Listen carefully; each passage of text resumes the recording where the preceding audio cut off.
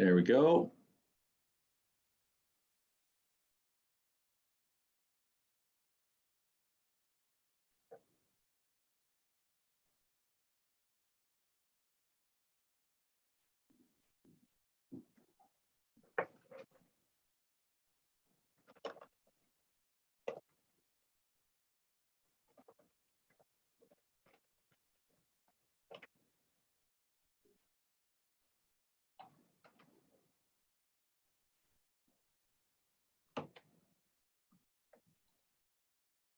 All right, thanks everybody for joining us for the City of Courtenay's June 15th, 2020 City Council meeting.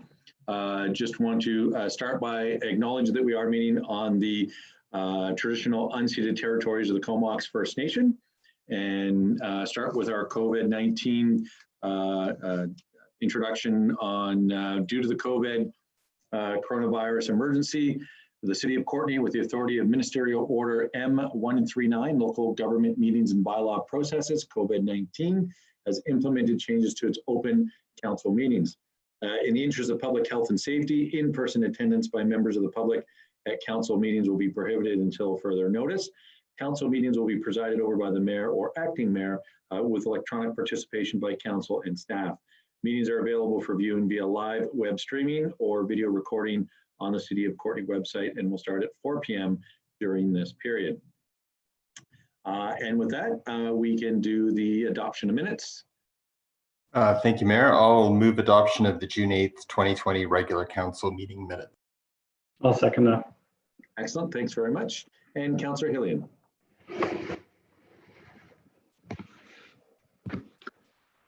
Thank you, Mayor. I just want to acknowledge the delegation that presented last week in relation to issues in the Kiwanis Village neighborhood. And they did make a request of council.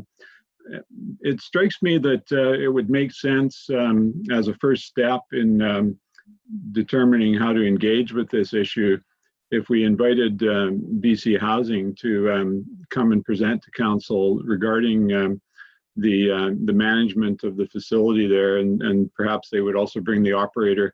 And I'd certainly be prepared to make a resolution to that effect, either after we've received the minutes or as a new business item if you consider it more appropriate. Thank you. Okay, thanks very much. And if we put it under new business, that'll give us a little bit of time to think about it. Maybe I don't know that it's a major decision, but I'll certainly write it down under new business. And then when we get there, we can have a more fulsome discussion on that if council wishes. Thanks very much, Councillor Hillian. Any other questions or comments regarding the minutes? Seeing none, being minutes, unless somebody says that they're in opposition, I'll assume that they are unanimously received. And moving right along to rec and culture, we have the recovery plan policy. Move receipt. Excellent. Sorry, Mr. Mayor, is this the recreation and cultural services policy? Second that.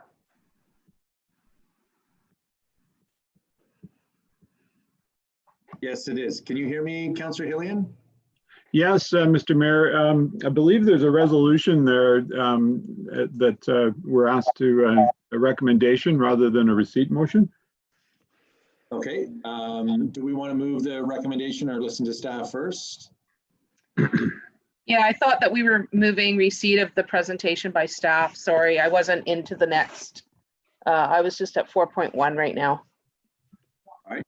I thought that had been assigned to me, sorry. It had been. We didn't get into the details of things, but maybe I'll pass it over to Mr. Allen and we can have a discussion. And nobody has seconded it yet, so maybe once staff has spoken, maybe we can have a motion either to receive or to move the recommended action. So with that, I'll pass it over to Mr. Allen. Oh, you're muted. Yeah, thanks, Mayor. At least for me, your volume is low. Okay. Just so you're aware of that. So what the plan is here is that I'll introduce this report and turn it over to Dave Snyder, who will really get into more of the detail. I'm presenting it at the front end because this is a fairly important policy that we're asking council to consider and hopefully adopt. And it's likely to be the first of a number of policies that relate to going through the different phases of the BC Restart Plan. And so to put it into a bit of context, I can say that as we move through those phases, we're authorized to provide specified non-essential services. And this is really the first of those. The authorization is conditional in many respects as we prepared against, again, to suspend those services should we need to with the second wave or an uptake, I guess, in the number of cases. And that'll be up, of course, as it was to the originally to the public health officer.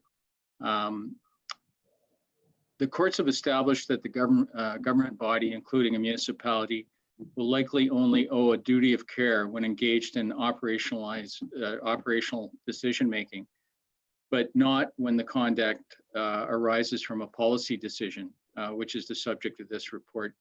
A resolution of council is typically a policy decision, whereas a decision of staff without the policy direction from council is an operational decision. So operationally, we must comply with all the statutes, the ministerial orders and the health orders, and approval, the approved guidelines. But we'll still be required to owe a duty of care under the operational decisions that we make pending this endorsement of this policy from council or by council. As the recovery process continues through the BC Restart Plan phases, each non-essential service or group of like non-essential services will have a recovery plan provided to council by staff reports. Each will contain a unique recommended resolution to stipulate council's specific policy decision to again provide the service or services according to the proposed operational plan. So this came out of the very recent, I think it was actually last week, I think it was the 8th, where Don Lidstone, working in conjunction with MIA-BC, rolled out the initial stages of a restart toolkit. And this was one of the recommendations, was to have these policy statements considered and then hopefully adopted by council for each of these sort of category of services. So this is the first of a series that will be forthcoming as we open up more of these non-essential services. Of course, the essential services have been maintained throughout the pandemic to at least to some level of service. And I think with that, I'll turn it over to Dave Snyder, who can get into the remainder of the report. Thanks to the CEO, to Mayor and Council. So as you know, sports field bookings were halted as of the initiation of the COVID-19 pandemic. Staff returned field dues that had been paid and have put everything on hold until at this time. The city oversees about 75% of the field bookings through the valley. Those include both city fields and fields of the school district. Sports field organizations through this process will be required to develop their own safety plans. Those safety plans, for the most part, have been created by and vetted by and distributed from the provincial sport organizations. So for instance, ball organizations, soccer, all the major sports have their own safety plans that they've distributed to the local agencies for adoption. Other less provincially oriented sports will have guidelines from Via Sport that were developed under the direction of the province for adaptation and adoption for their sport. We've been coordinating this opening across the region, and so there's an expectation that other jurisdictions will also be opening their fields at this time. If approved, staff will connect with the user groups. Fields will be available when the maintenance of the fields bring them up to playable standards. We're anticipating that to be around the end of the month, that all of the fields would be in playable condition. Some are in playable condition now. This applies also to horseshoe pitches and the lawn bowling greens as well. Not the building for lawn bowling, but the greens so that they can get into play. And it should also be noted that recently a ministerial order, MO 183, was created by the province to extend liability protection to user groups associated with the spread of COVID-19.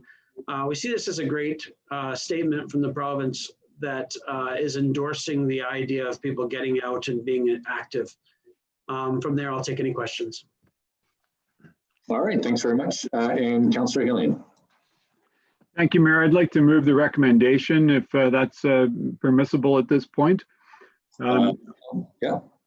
I'll move that based on the June 15th, 2020 staff report, COVID-19 recovery plan policy, field bookings for third-party organized outdoor sports, Council approves option 1 as follows: that per orders and requirements of the provincial and federal authorities to maintain physical distancing and restrict public gatherings related to the spread of the coronavirus COVID-19, and as imposed by extraordinary powers adopted March 18th, 2020 under the BC provincial state of emergency.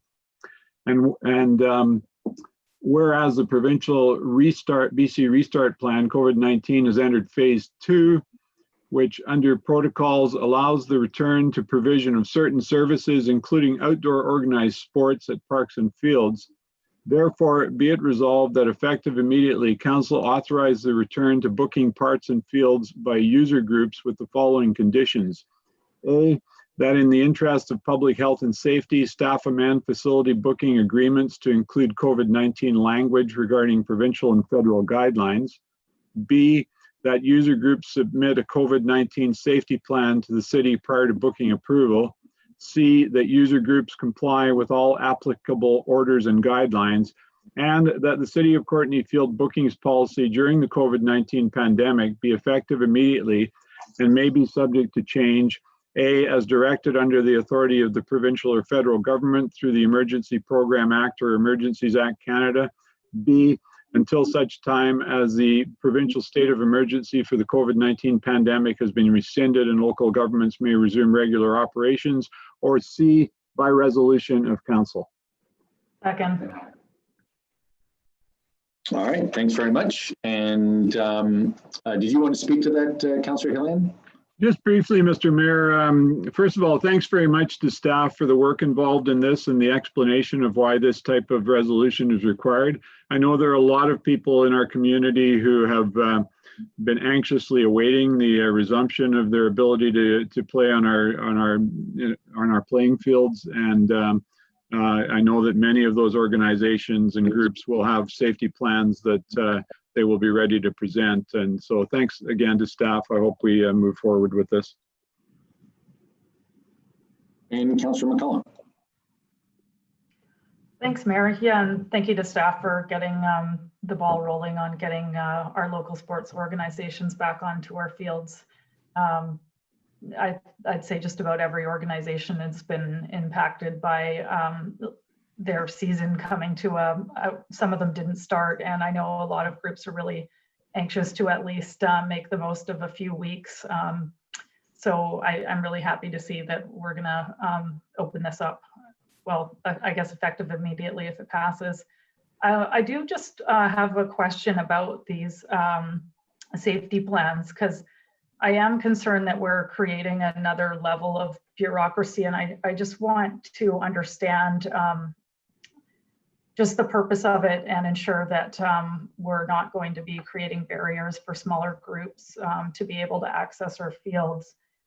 So I just wanted to understand what the safety plan is going to do beyond what's already listed in letter C, that user groups will comply with applicable orders and guidelines. And are we going to be providing templates, or are they getting those through via sport? And is it a pass fail thing? I just want to ensure that it's a fairly straightforward process for both staff and user groups before we okay that. Pass it on to staff. You bet. Yeah, again, I'll turn for the details related to this specific question. I guess I'd turn it over to Dave Snyder, but no, the city's not in a position, doesn't have the authority to vet or provide templates for safety plans. This is all done through the province. It's for the city, it's WorkSafe BC.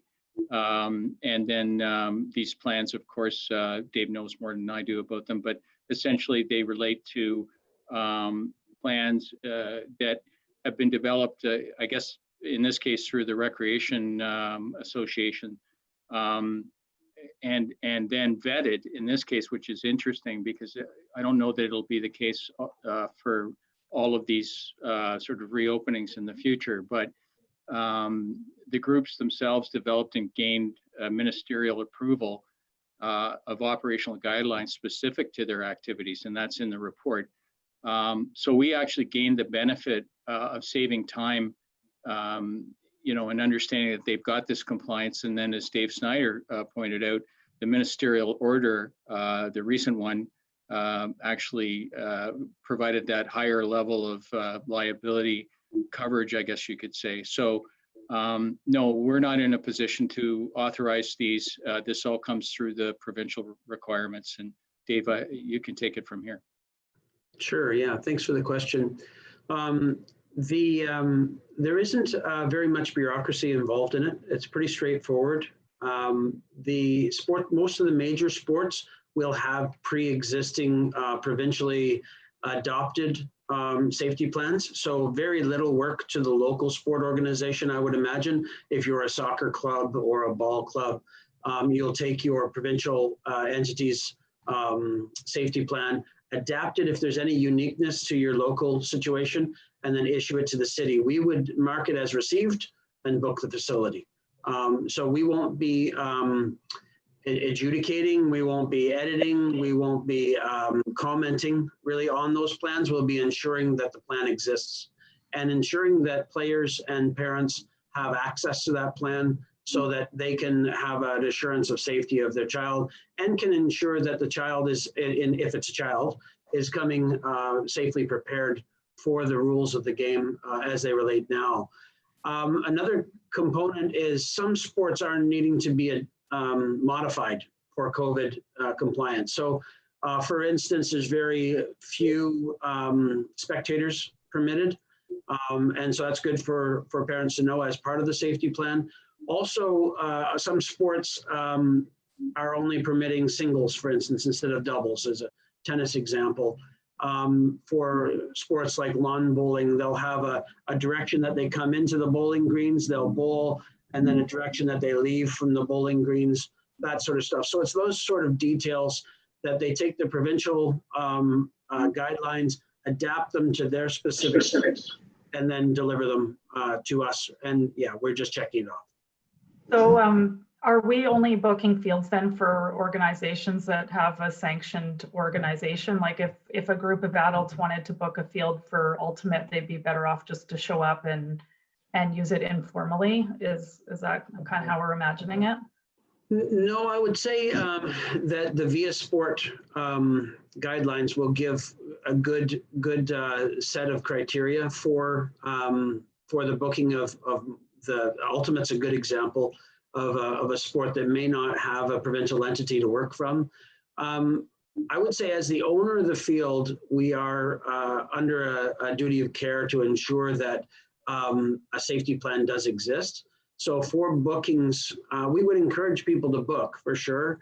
If it's 2 or 3 people coming or a family group, then open use of the field is what we've always had. We would anticipate the same sort of open use. But the safety plan doesn't need to be very complicated to create. And for many sports, they'll be able to take cut and paste from existing sport guidelines.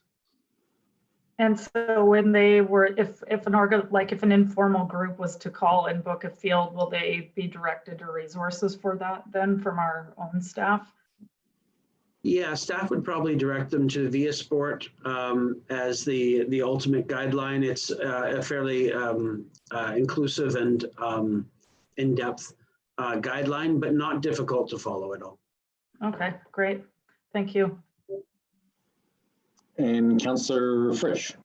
Yeah, thanks, Mayor. I just wanted to actually take a moment to thank staff, David Snyder, for obviously adapting to the changing situation here. But I also wanted to thank Jennifer Nelson, because I was by the city earlier last week and noticed that they had a way for people to come to the city in person and get help with their taxes. And I thought that was really impressive. So thanks very much.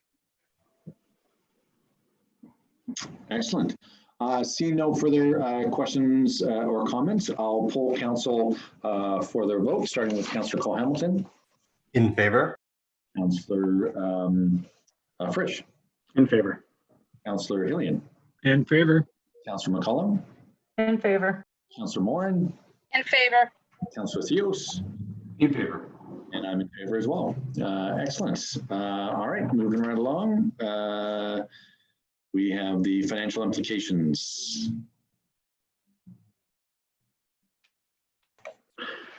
Mr. Mayor, I'll move the recommendation on this one, if that's okay. Okay.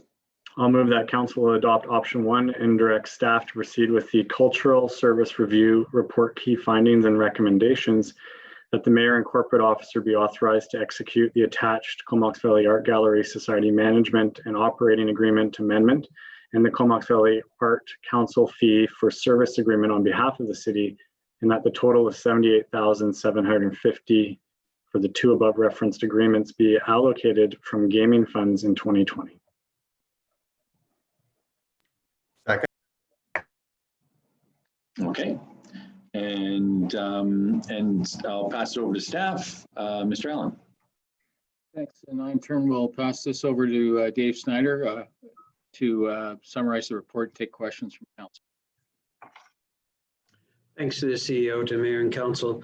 So over the last few years, we've developed a cultural services evaluation, essentially a cultural services report on the present condition and situation of our cultural services. One of the intents in this report was to get a sense of both how they're doing, not as an evaluation, but do they have the resources that they need to move forward effectively? And then secondly, the second part of this report was to determine what the city's role was with regard to these partners. And what's highlighted for council in this report is 2 areas of the first stage of the implementation plan. On page 21 of the agenda, you'll see a couple of areas in table number 1 that are highlighted in red. They're noted in red text. And those are the 2 areas that relate specifically to this, council resolution. And they are to provide sustainable funding for both the Comox Valley Arts Council. And that is, right now, the city doesn't have an agreement with the Comox Valley Arts Council. And so this would create a fee-for-service agreement with the Arts Council to provide a bit of a generalist function for the city in overseeing arts and culture in the valley, and that would include professional development and training and resource support and support for the cultural partners in general. Also convening a roundtable of the culture groups in the valley, a little bit beyond our border, but to ensure that there's a good understanding of who's doing what and that each has the supports they need. The second is number 4 in the same chart to provide sustainable multi-year core funding to the Comox Valley Art Gallery to meet the objective of public education and outreach to the community. So for both, this one I should say would be an amendment to their existing license to occupy the art gallery itself, and is essentially a little bit more money to be able to achieve some of the deliverables that are identified in the attachment. These 2 dollar figures that are identified have been prorated to a portion of 2020. We want to recognize that 2020 is a difficult year for these groups, and that they still do need support this year, and that some of these functions are actually not just happening in 2020, but actually quite critical in 2020, especially the Comox Valley Arts function of coordinating the cultural groups and ensuring that they have what they need to recover and to restart as well. And so we are seeing them already taking that role. They're doing a great job already, and recognizing the intent here, they have already stepped up. So 3/4 of the year is identified in the dollar figures that you're seeing. And then there's a recommendation as well that in the body of the report that these be continuing funds as well and be considered in future city budgets. I'll take any questions from there. Excellent. Councillor Frisch. Yeah, well, thanks again. I'm happy to see this come forward. I just wanted to point out a small typo, which might be confusing on page 19 of the agenda. It just talks about the last time we spoke with this at the November meeting. So you'll notice that it was based on the motion that was passed. It's just dated the wrong year. That was in 2019, and we've got it listed as 2020. Might be good for the minutes to change that. And second, I wanted to ask about number 5, which obviously we're not there yet. Part of it is being contemplated for 2022, but my question is talking about the master planning that's imagined for 2022. Is that something that is getting warmed up at the regional level, or is that yet to be talked with our partners there? Thank you, through the CAO. Yeah, we are at a really early stage on that. So I wouldn't say that that pump is primed at all. This is a good starting point for those discussions, and much more to come on that. I would say it's really important that we convene the roundtable to check in with all of the players. And then from there, we can see if there's appetite for a regional master planning process. Well, certainly, I know we all have our plates full, but that would be something that I'd support going down the road. So just wanted to let you know that. Thanks. Excellent. And Councillor Theos. Thank you very much, Mayor. I thank you very much for the report and appreciate your presentation, Dave. The arts, culture, and heritage is definitely a tourism attraction and an economic generator. I really do find great value in moving forward with support. The question I have, though, is in regards to the concern I would have with the ongoing funding with the gaming funding. And just to make sure that we have a contingency, because I understand, I'm very well aware that we have 1 year's amount or close to that put aside for emergencies, in which we're in one. And we're not certain when gaming will start again and how profitable the gaming will be when it does start again, at least in the time being. And as the CAO mentioned, would there be a second wave? Those are unknown. So my question is, just as in terms of reliable funding, is there a contingency that we're not just dependent on gaming funds that may or may not be there moving forward?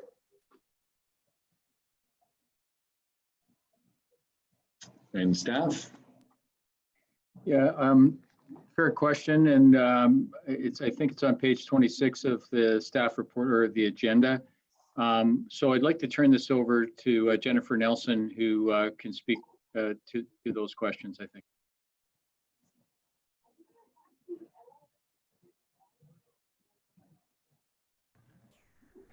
Yes, thank you through the CAO to Mayor and Council.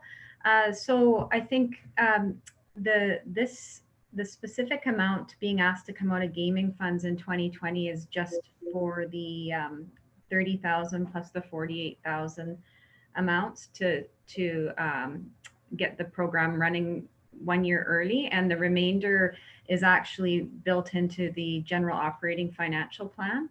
So in terms of funding it into the future, we had built that into the financial plan already. So this is just really to start it in year one using those gaming funds. And so in the financial implications section of the report, we made sure council was aware of really what that might do to the gaming fund in 2020. And so it is, if we don't see any further revenues come in this year into gaming, you can see that we'd be dropping, we are below that $1 million mark, and council would definitely have to be looking at the gaming fund and revisiting it in the budget process this year for the future. So just to keep in mind that we do have amounts that we use to fund policing and infrastructure, as well as you have an amount set aside each year that you use for council initiatives and grants and aid. So there are other areas to look at when we're looking at modifying those future years for gaming. But just to be clear, the future amounts identified in this report were already incorporated in the general operating financial plan. Thank you. Okay, and Councillor Morin. Great, thank you, Mayor. Thanks so much for the report. I'm really happy to see this going forward. Of course, I think we all recognize the importance of arts and culture and all the benefits to the community. And I think especially in a time of a pandemic when we need those kinds of things to keep us feeling connected and kind of celebrating the community, and the creative folks often are the ones that kind of keep us feeling good. So I really appreciate that. I wondered if with the new economic recovery task force, if there had been any discussion of the,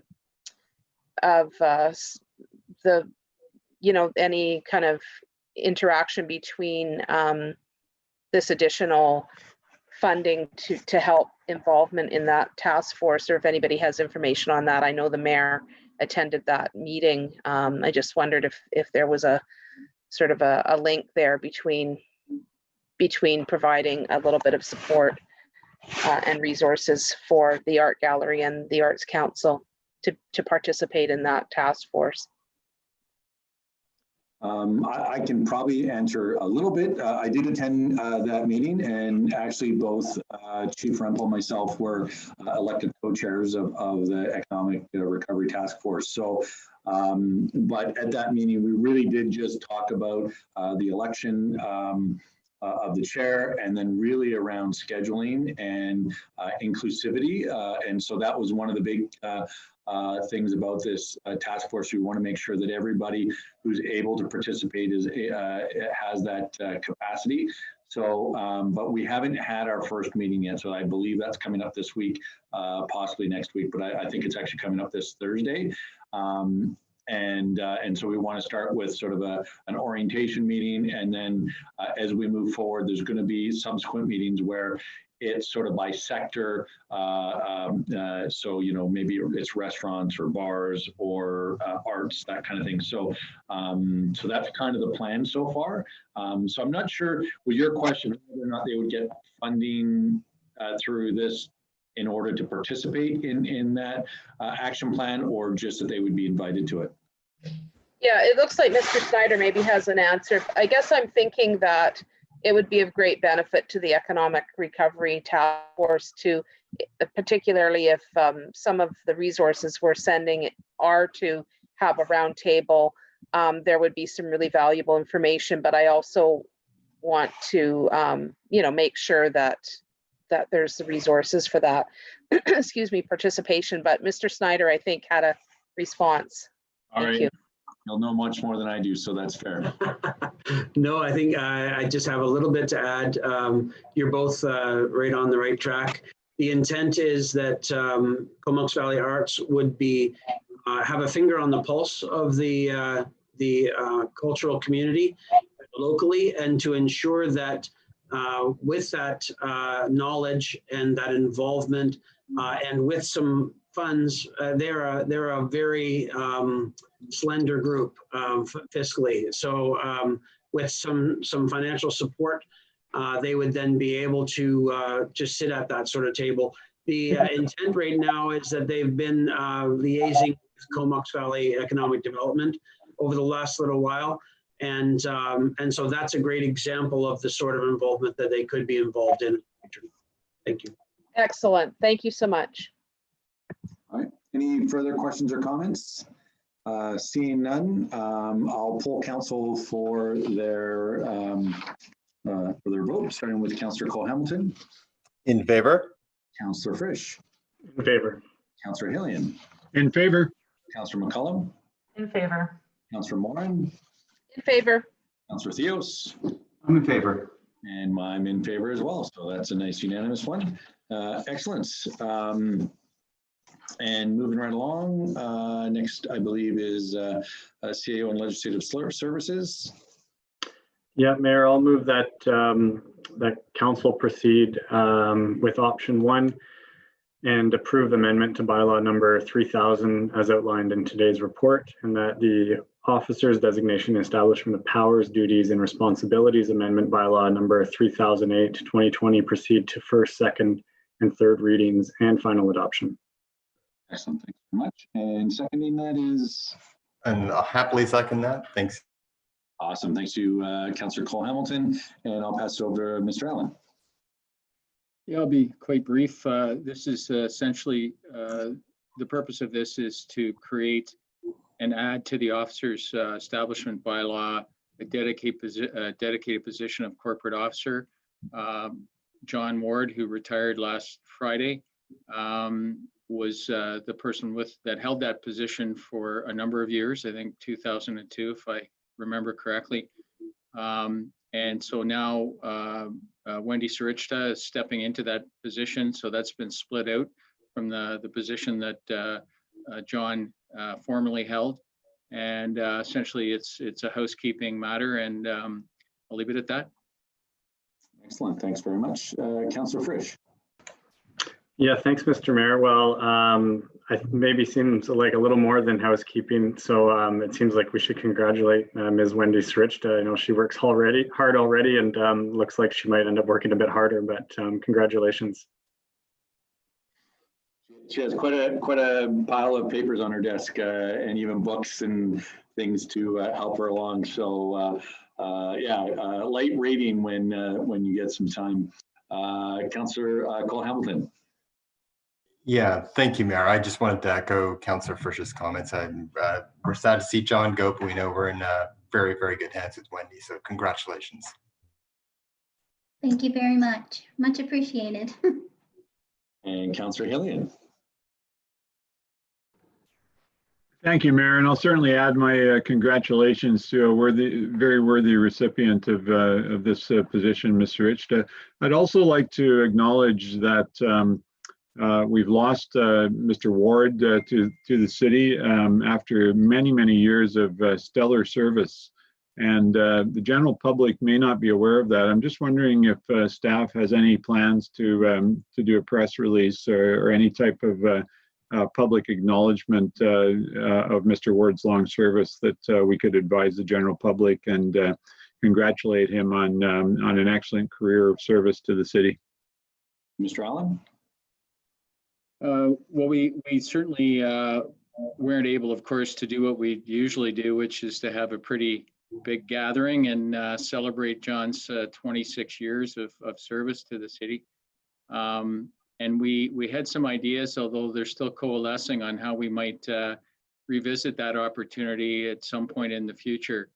I'm not sure about the media release. I guess that's a fair question. We can certainly follow up on that. I mean, it's just last Friday, so it's still pretty fresh. And so I think we'll discuss it with staff, and certainly we've got somebody who worked directly with John Anguille, who I'm sure has some motivation in pulling something together in that regard. So we'll follow up on that. And then I would say, while I mentioned the term housekeeping, that was strictly not in relationship to Wendy's role and good work, more in terms of the process of just getting the officer bylaw changed. So Wendy, of course, is again another 26-year veteran of the city, provided stellar service, and in making her the corporate officer, she's going to fulfill a very important role that John did fulfill previously, and she will also be stepping back from bylaw enforcement, which I think will free her up to do all the good work that she has been doing and sort of repurpose her and refocus. So thank you. Thank you. You get that in the minutes, Wendy? Excellent. And yeah, and I have to say, I mean, I feel so fortunate with the staff we have here at the city. They've done an amazing job and continue to do an amazing job. And yeah, it's a pretty special place. So, but having said that, I guess I will poll council again, starting with Councillor Cole Hamilton. In favor. And Councillor Frisch. In favor. And Councillor Hillian. In favor. Councillor McCollum. In favor. Councillor Moran. Very much in favor. Councillor Theos. I support. And I'm in support as well. And congratulations. Hopefully it all, you know, you get some time to read all those books on your desk. And again, as mentioned many times, I know that we're in really, really good hands. So thanks for taking that on. Moving right along, what's next?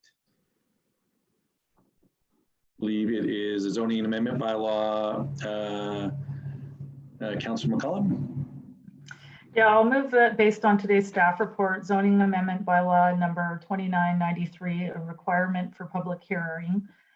Council consider zoning amendment bylaw number 2993 2020 consistent with the city's official community plan, and that council approves option 1 and waives the public hearing with respect to zoning amendment bylaw number 2993 2020 pursuant to section 464 2 of the Local Government Act, and directs staff to give notice of the waiver of the public hearing pursuant to section 467 of the Local Government Act in advance of consideration of third reading of the bylaw.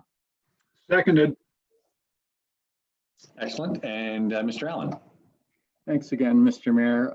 So I'll turn this over to our Manager of Development Planning, Matt Fitzgerald, who can summarize the report, take questions from council.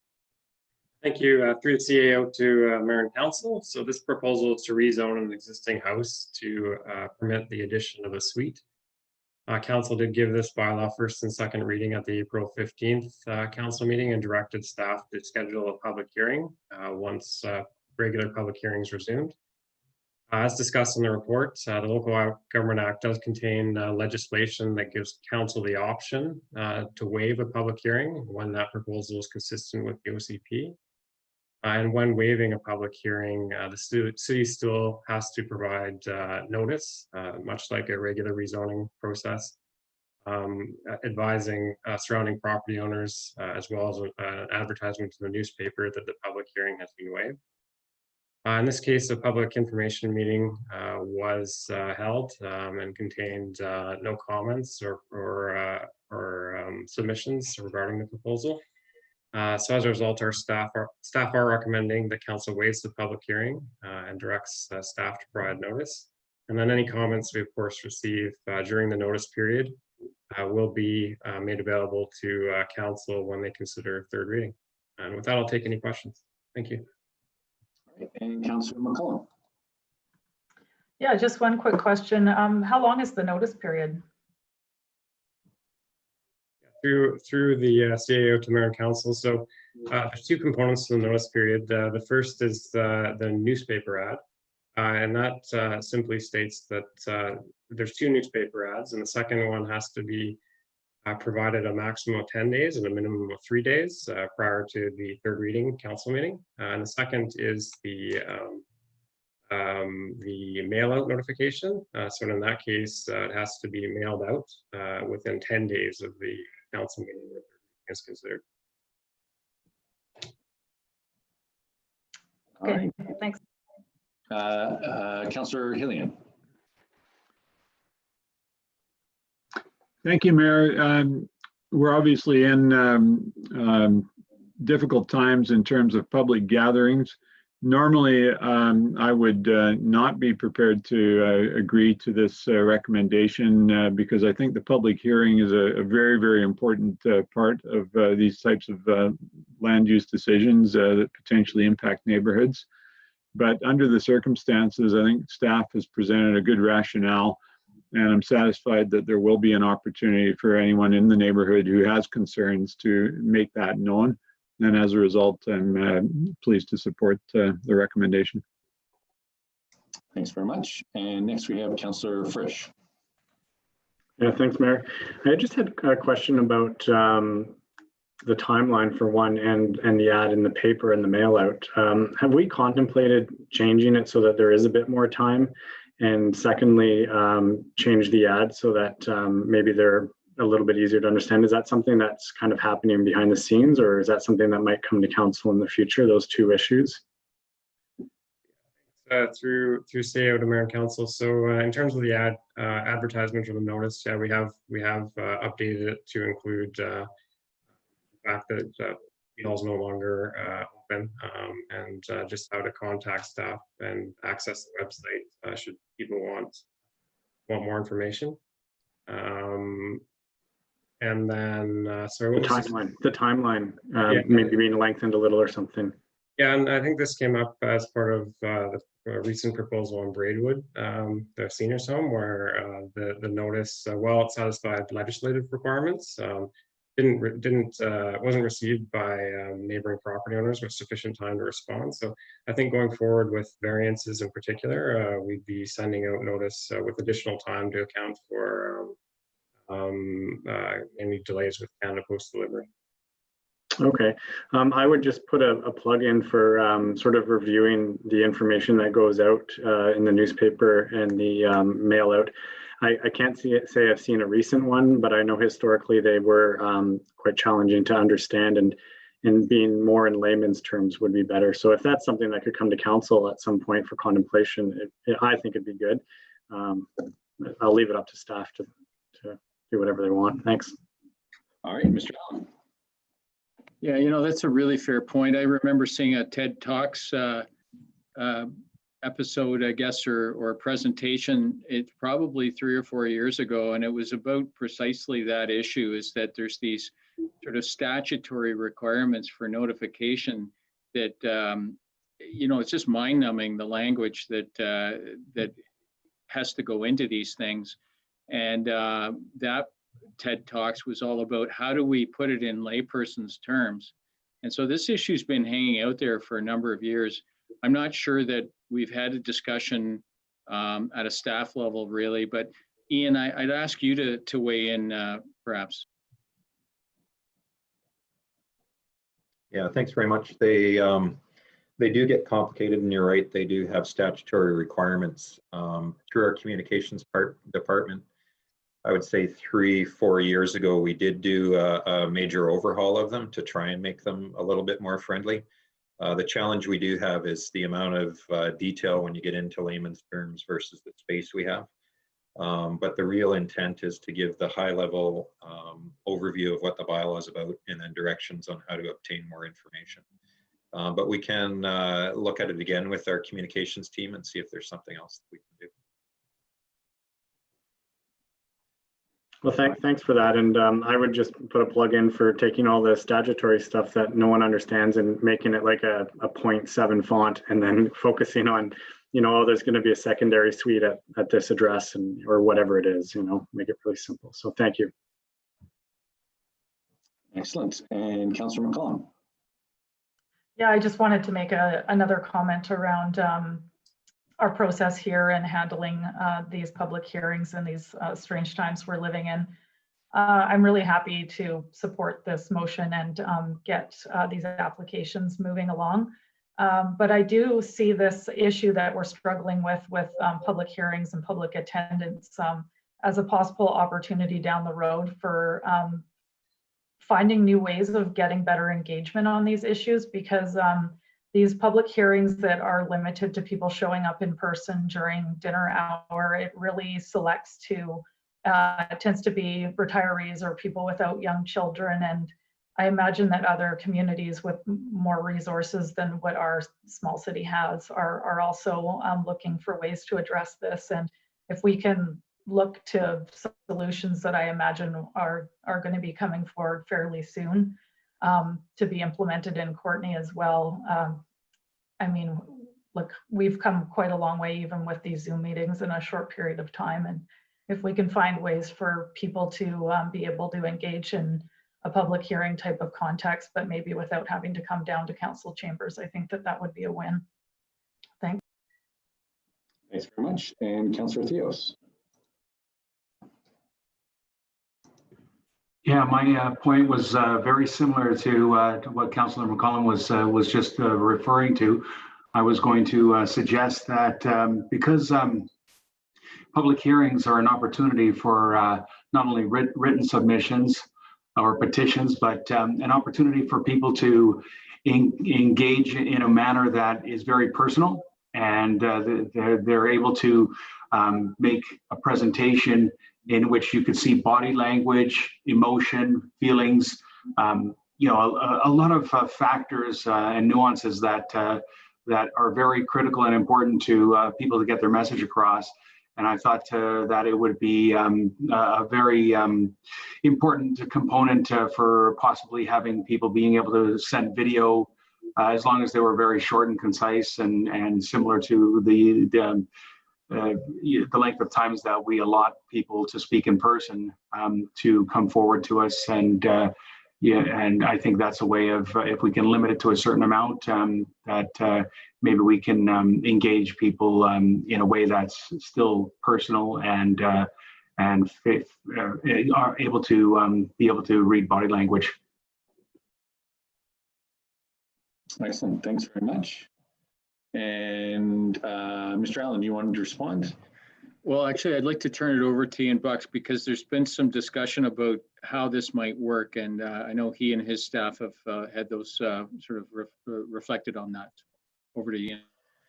Yeah, thanks. I think there's two aspects to what's being discussed. One is the future of public hearings in relation to COVID and how we can get people together. And we are working on trying to find a venue and looking in particular at the Philburg as somewhere where we could fit, you know, probably 35 people from the public in addition to council and staff. The issue is then finding overflow rooms if we did have a large enough public hearing. Thankfully, we don't have too many hearings that get to that size, but that's something hopefully in the next month we can sort out. The challenge more broadly with public hearings is they're one of the most regulated aspects of what we do, and it presents the largest challenge to us to ensure we have procedural fairness.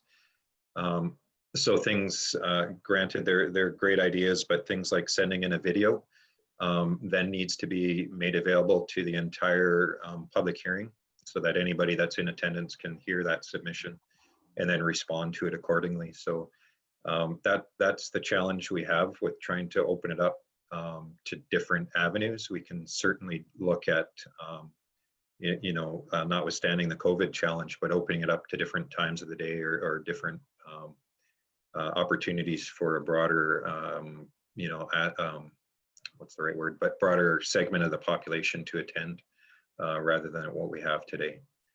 So certainly hear the comments, and we'll work on it going forward. Excellent, thanks very much. And I don't see any further hands unless did you want to speak again, Mr. Allen? Yeah. Very quickly, I think what we're going to find here is that out of this, some of the learnings that come from this pandemic that we're going through may well lead to legislative changes that will make it easier and less, I guess, onerous in putting together these sort of statutory requirements. I've heard a lot of discussion amongst the senior staff, provincial staff, and I think we'll even see services that will. We had a chat this morning at the agenda review, even looking at things like recreational services, how those might change, and sort of morph into different options that take into consideration the impacts of these sorts of events. So I'll leave it at that, but I think you will see these changes unfold over time.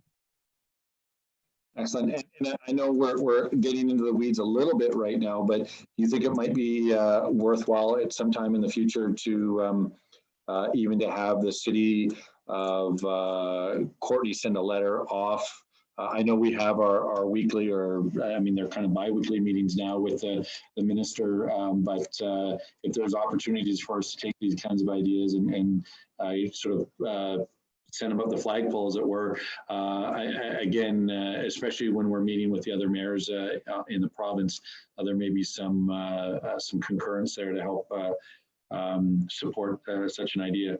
I do believe that we are a little bit into the weeds, so I'm going to bring us back and poll for the vote, and we'll start with Councillor Cole-Hamilton. In favor. Councillor Frisch. In favor. Councillor. In favor. Councillor McCullum. In favor. Councillor Morin. In favor. Councillor Rios. Favor. And I'm in favor as well. Excellent. And next we have a similar motion. If somebody would like to move that. Yeah, I'll read it out, Mayor, but again, bear with me. I'm doing it with my phone, so it's a little small writing here. So I move that based on the June 15th, 2020 staff report, a public hearing for zoning amendment bylaw number 2990 1025 Ryan Road. Council considers zoning amendment bylaw number 2990 2020 consistent with the city's official community plan, and furthermore, council approves option 1 and waives the public hearing with respect to the zoning amendment bylaw number 2990 2020 to section 464(2) of the Local Government Act, and directs staff to give notice of the waiver of the public hearing pursuant to section 467 of the Local Government Act in advance of the consideration of the third reading of the bylaw. Someone like to second that? Second. I'll second it. Excellent. Thanks very much. And we'll pass it over to staff. Thanks again, Mayor, and I'll turn it over to Matt Fitzgerald, who can summarize the report and take questions from council. Thank you, through CAO to Mayor and Council. So yeah, very similar to the last report. In this case, this is a proposal for an apartment building, however, 118 unit apartment building. Council did give this proposal first and second reading at the April 27th meeting. And again, as discussed, the report also recommends that we waive the public hearing as the development is consistent with the OCP, and comments that were obtained at the public information meeting. There were no comments that were obtained at the public information meeting. The applicant has also submitted an updated letter outlining their amenity contributions and addressing some of the things discussed when this file went to first and second reading. Key changes that the applicant is proposing is to increase the number of affordable units from 6 to 8. And the second is to provide 6-month bus passes for the first residents of these units. And so with that, I'll take any questions. Thank you. And thanks very much. Councillor Frisch. Yeah, I'm obviously supportive of the of waiving the hearing on this one as well, but I really want to say thanks to well, staff and the proponent for responding to council's desires on all the different amenities. And I note that whether this applicant is paying close attention to our meetings or staff are doing a great job of conveying our interests, I think that this is probably one of the best applications I've seen in a while. So thank you very much. Excellent. And Councillor Hillian. Thank you, Mayor. This is a bigger scale development, and I'm a little more nervous about waiving the public hearing on this one, although again, I think staff has provided a good rationale. But I do recall when we looked at this proposal before, there were concerns expressed about walkability in the area, and it is my recollection that we received correspondence from at least one citizen, maybe more, related to challenges with traffic in the area and concerns about crossing back road from the Tunner Drive area. I think that was in relation to this particular proposal. I'm just wondering if staff could correct me if I'm wrong on that, and if staff could provide any information about where we see the traffic implications of this, and whether there are any plans afoot to address challenges of walkability in this general area. Thanks for the question through the CAO to Mayor and Council. So I guess just to re-summarize the public information meeting, there were no attendees at that meeting. There was one letter submitted, but it doesn't have to do with walkability. What I can see, it's from one of the adjacent landowners. With regards to improvements to the traffic flow, there was a traffic impact assessment supplied in support of the application. It does recommend some changes for vehicular traffic, but specific to pedestrian traffic, it recommends that sidewalks are extended along the private road, which is one of the accesses for this development. And it limits the improvements to that. Anything beyond that, I believe, would be handled on a broader scale to overall improvements to Ryan Road in terms of walkability.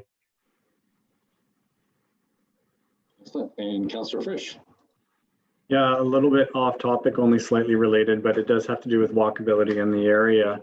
And I don't know if staff can even answer this question, but I was a little dismayed the other day when I tried to travel between Tunner Drive and Superstore to find that the fence had been put up behind Chance's all around what looks to be their property, as well as a piece that juts out and cuts off the pathway, which has been used for, well, as long as I've lived here.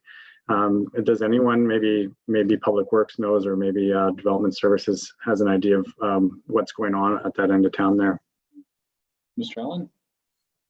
Yeah, I became aware of that myself. I used to bike through that area. It went up some months ago, but yeah, I don't know if this is a question for Development Services or for Public Works, but let's start with Development Services. Ian or Mike or Matt, do you have any knowledge of this? No, I have no knowledge of it. So would it have required a permit to put that fencing up? I guess if it's beyond a certain height, it might. But other than that, I don't know that Public Works would necessarily be involved in that. Okay, well, I guess it's so people know that's what's going on, and it very well might be private property, and we have no jurisdiction. But at the same time, it was a very popular informal, way to travel. So it's unfortunate, I suppose, at this point. Thanks for trying. All right. And Councillor McCullum. Thanks, Mayor. Wendy's waving her hand. I think she has something to add to the last. Mr. Richardson. Yes, thank you. Through the CEO to Mayor and Council. If it's the land parcels that I'm thinking of, there are 3 undeveloped land parcels that are by Chance's Casino that has recently had a change of ownership. I've discovered this through bylaw services. So they've recently cleared the property and they're making some improvement. So it's likely that that might be the reason why we're seeing fencing there. If it's the same piece of property I'm thinking of, it is privately owned. All right, and we can always follow up after the meeting and get a more fulsome answer without the duress of being inside a meeting. So Councillor McCullum. Yes, I just wanted to follow up on Councillor Hillian's comments about some public feedback. It may be that the emails that came to council went to council specifically after the last time we reviewed this application. But if I remember correctly, there was 2 emails that came from residents that were in a development just above Back Road. Yeah, just basically on the other side of Back Road from where we're discussing this development. And their concern was for a lack of crosswalk. I believe they're wanting to see something lining up fairly closely with Tenor Drive. So it may be time to have a look at that, or get some information from staff as to why we didn't look at that when we put in the other road improvements last summer. So I just wanted to add that. All right, thanks very much. And Councillor Theos. Thanks, Mayor. Yeah, no, the land use planning, when it comes to this piece of land, going from a commercial shopping center designation to the multi-residential, I could see the value in that as compared to the shopping center, as we have a number of shopping centers in that area.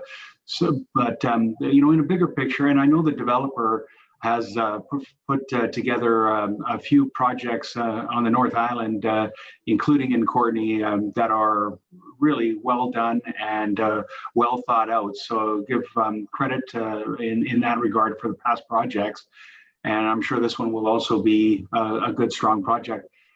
One of the bigger picture concerns that I have, maybe not so much with this development, but just in the overall larger moving forward picture, is that we do have a number of units. Developers were taking the full use of grants that were being provided for building apartments, and we've been calling for that for a long time, and building rentals. And that's been happening across the island, across the city, across the province, and across the country.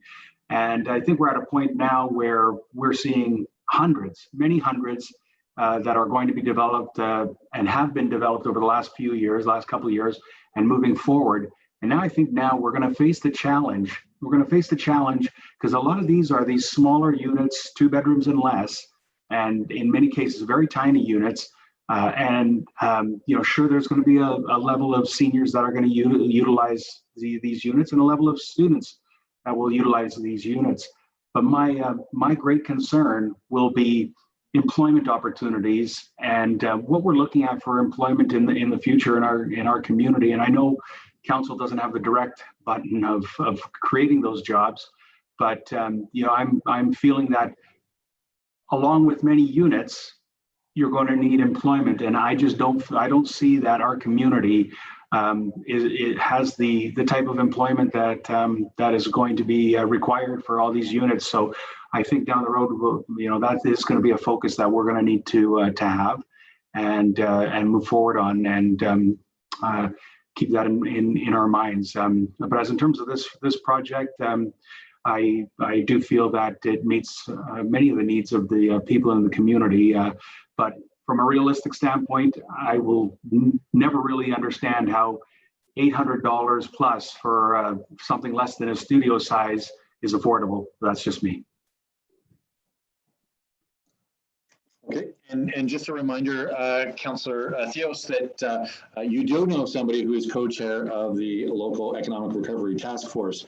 So when you speak of jobs and ideas, now is the time. There's no sense waiting for some time in the future. If you have ideas, please share them with myself, Chief Rempel, other members of the task force, and we will make sure that we'll do our best to implement and push those ideas forward. So I see you taking your microphone. Did you want to follow up, Councillor Theos? Yes, please.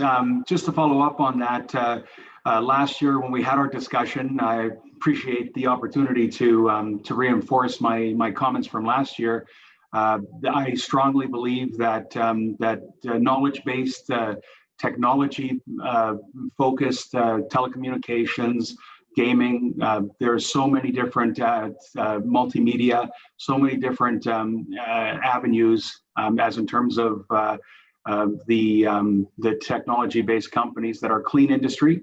I think those are the job creators, certainly current job creators, and absolutely will be the job creators of the future. So I have no issue with sitting down and talking about my views on how we could set up a network to enhance our knowledge-based community and establish maybe a park of some type. You betcha. A super cluster, I think, is the term that sounds exciting. So, but moving right along and back out of the weeds, Councillor Hillian. Thank you, Mayor, and thanks to Councillor McCollum for reminding me of the mail received. I think I'll go back and look at those mails and perhaps forward them to staff. I believe that we will get feedback from some people in those neighborhoods, the other side of Back Road, regarding their ability to walk into the shopping area and their concerns about traffic. But as long as we have, again, a sufficient period of time for the public to be aware and are able to review that feedback before third reading, then I'm certainly willing to support this resolution. Thank you. All right, and Mr. Allen. Yeah, very briefly, I'm just recalling that the issue of a crosswalk, I think on Back Road, adjacent to Tunner, has been one that predates this application. So it has been out there for a while. I just wanted to refresh council's memory on that. Okay, thanks. And that being said, I'll poll council for their vote, starting with Councillor Cole-Hamilton. In favor? Councillor Frisch. In favor. Councillor Hillian. In favor. Councillor McCollum. In favor. Moran. In favor. And Councillor Theos. I'm in favor. And I'm in favor as well. Excellent. All right, I think that was a good discussion. And I just while Councillor McCollum and Hillian were talking, I did bring up a couple of emails, and they do, at least this one email looks like it is just to council. So that's good for bringing that up. So we'll make sure that gets to staff. And next we have a zoning amendment bylaw.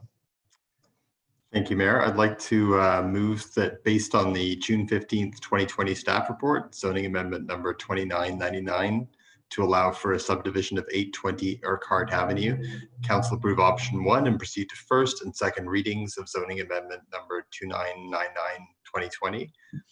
The council considers zoning amendment bylaw number 2999, 2020 consistent with the city's official community plan, and the council waives the requirement to hold a public hearing with respect to zoning amendment bylaw number 2999, 2020, pursuant to section 464 sub 2 of the Local Government Act, and direct staff to give notice of the waiver to the of the public hearing pursuant to section 467 of the Local Government Act in advance of consideration of third reading of the bylaw. I'll second that. I'll pass it over to staff. Mr. Allen.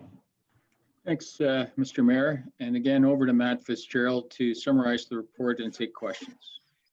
Thank you. Through CAO to Mayor and Council. So this proposal is to rezone the property to allow it to then be split into 2 lots. The intent would then be to keep the existing house on the property and build a second new house along with a secondary suite in that house. A public information meeting was held in support of this application, and there were no attendees and no comments submitted. So staff are recommending that the bylaws given first and second reading. And then as with the other 2 files tonight, we're also recommending that the public hearing is waived. With that, I'll take any questions. Thank you. Thanks very much. And Councillor Hillian. Thank you, Mayor. Once again, thanks to staff for the report and the rationale, which I'm inclined to support. It just occurs to me that we're actually in the process of developing a new official community plan.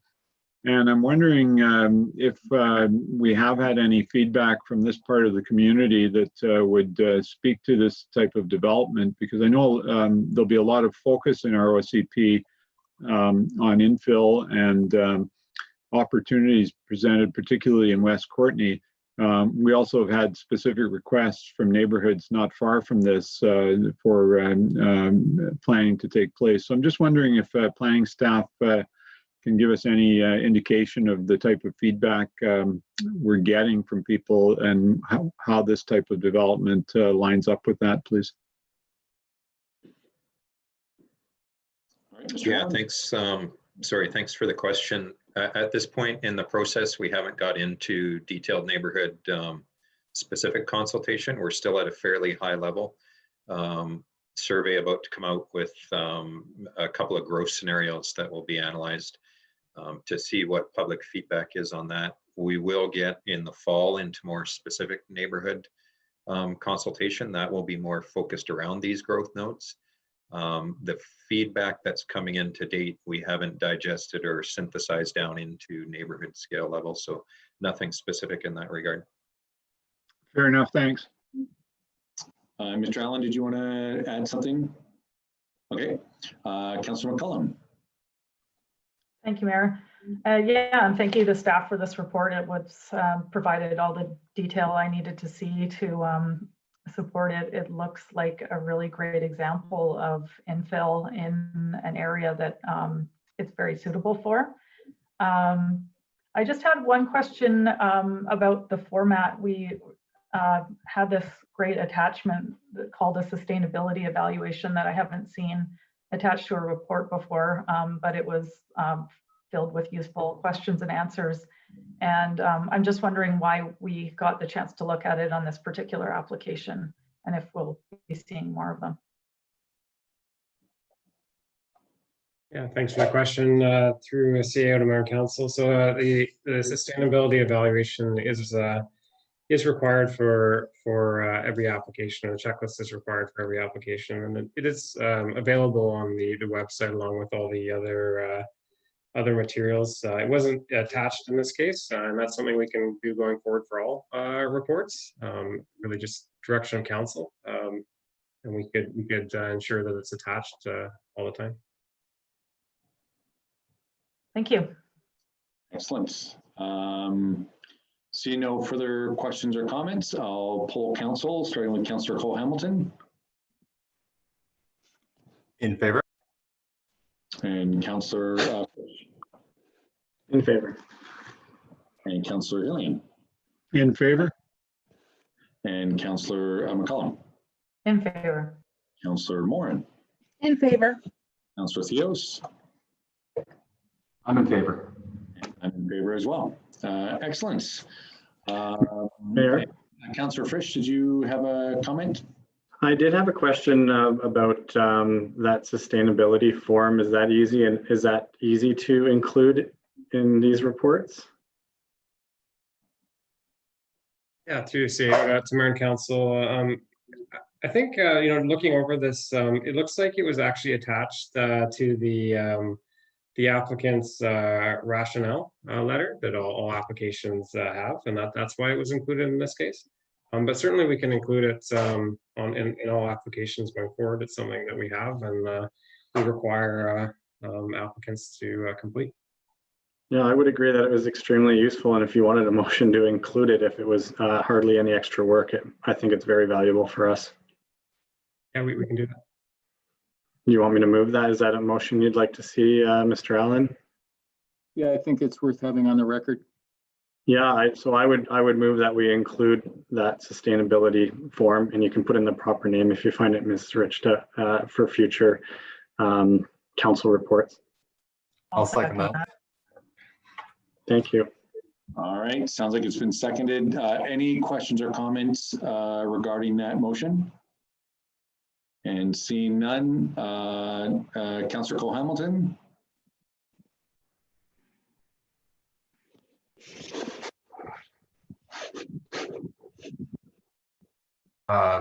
Mayor, am I to be moving something? I just moved this motion here.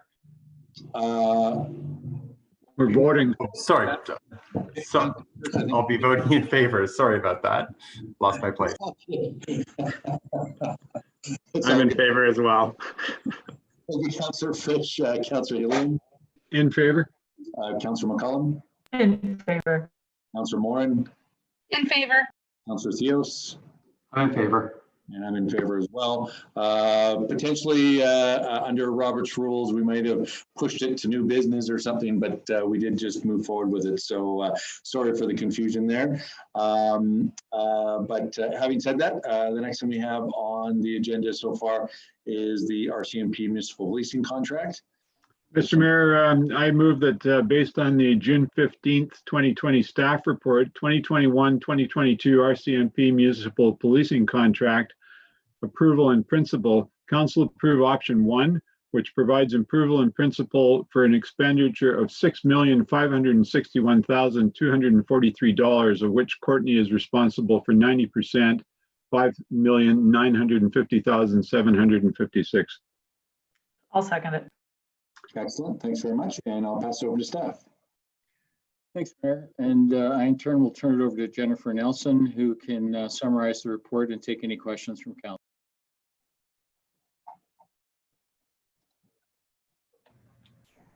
Thank you through the CAO to Mayor and Council. So the purpose of this report is for Council to consider and provide approval in principle to the City of Courtenay RCMP municipal policing expenditure cap for the 2021-2022 contract year. This is an annual requirement in compliance with the municipal policing agreement.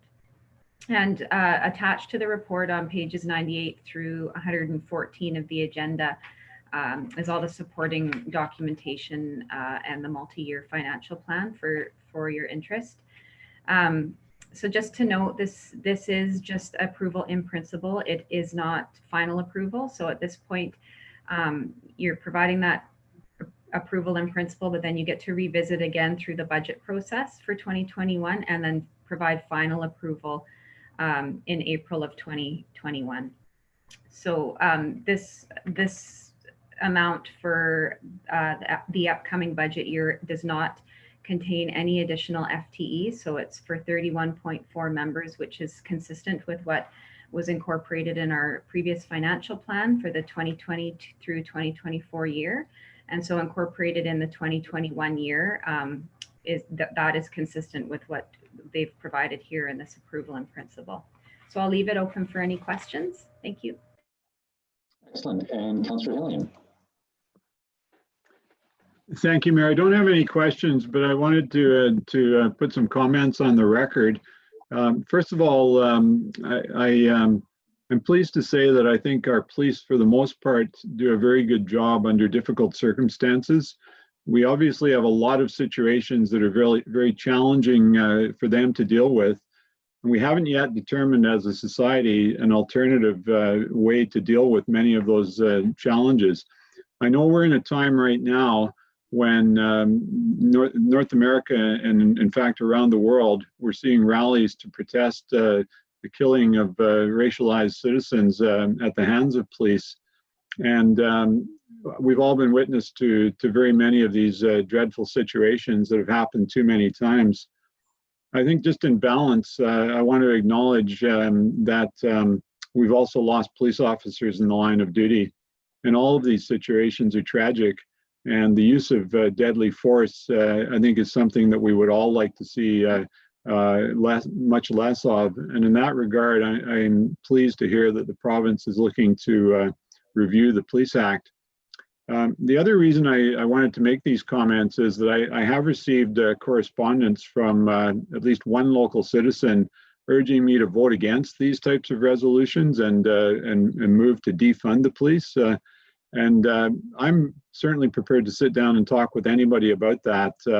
I think it's a very simplistic notion, and it certainly defies the logic of anyone who's worked in human services, such as myself, who have gone out on very difficult calls accompanied by police backup and wouldn't have gone otherwise.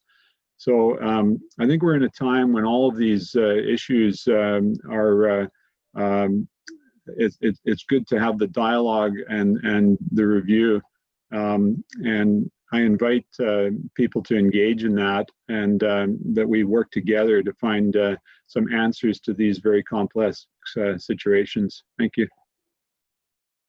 Thanks, Councillor Hillian. And I did have a fairly good conversation with our medical health officer around some of these same issues, as well as last week with the Premier and our Minister of communities, Selena Robinson, and really recognizing that there are certainly some challenges, and really looking to right now is the opportunity to look at if there are ways to improve the situation, whether it's funding mental health, addictions, those kinds of things in a much more fundamental way. So yeah, a great conversation to be had. Councillor Morin. Great, thank you, Mayor. Yeah, I would agree with Councillor Hillian that dialogue around this is really important, and I'm happy to hear that there's some a microscope happening nationally and provincially. I think some of the calls for defunding actually don't really say that they don't want police, but they'd like it to see a shift in the model and a shift in how the services are delivered, so that police can actually focus on what they do best and to be there for what we need them for safety.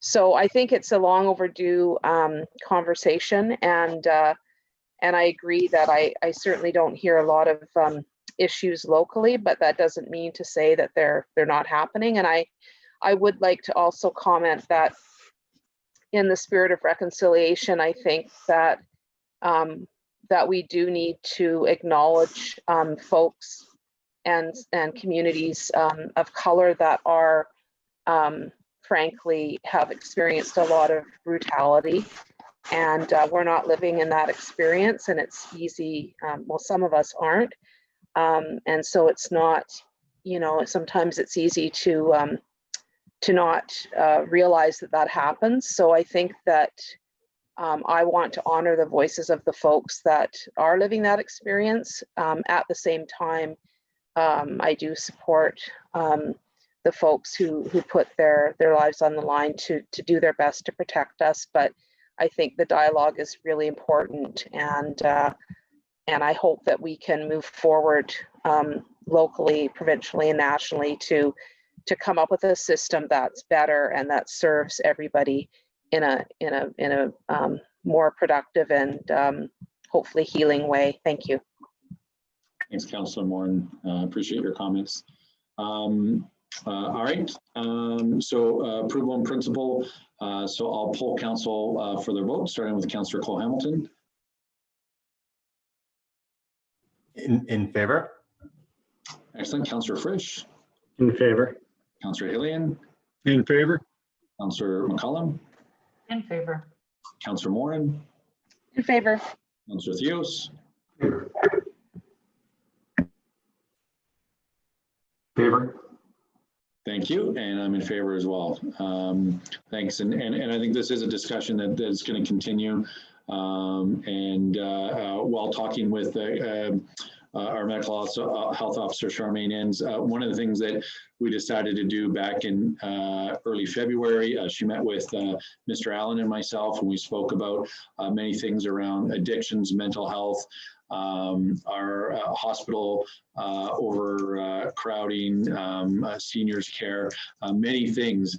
And we added to that conversation coronavirus, which of course has absolutely consumed most of my conversations with her for the subsequent months. But in our conversations today, we reaffirmed our desire to have regular meetings with the other leaders in the Comox Valley, where we can discuss the health issues that we share throughout our communities. So, and that's from the one perspective, but it may be just as worthwhile to be using our opportunities as leaders to have a meetings with the RCMP. I know I speak with our police chief on a regular basis, but to do it in a more regular way amongst the leaders to make sure that we are addressing issues that we're seeing in our community. So again, a conversation that I think is well overdue.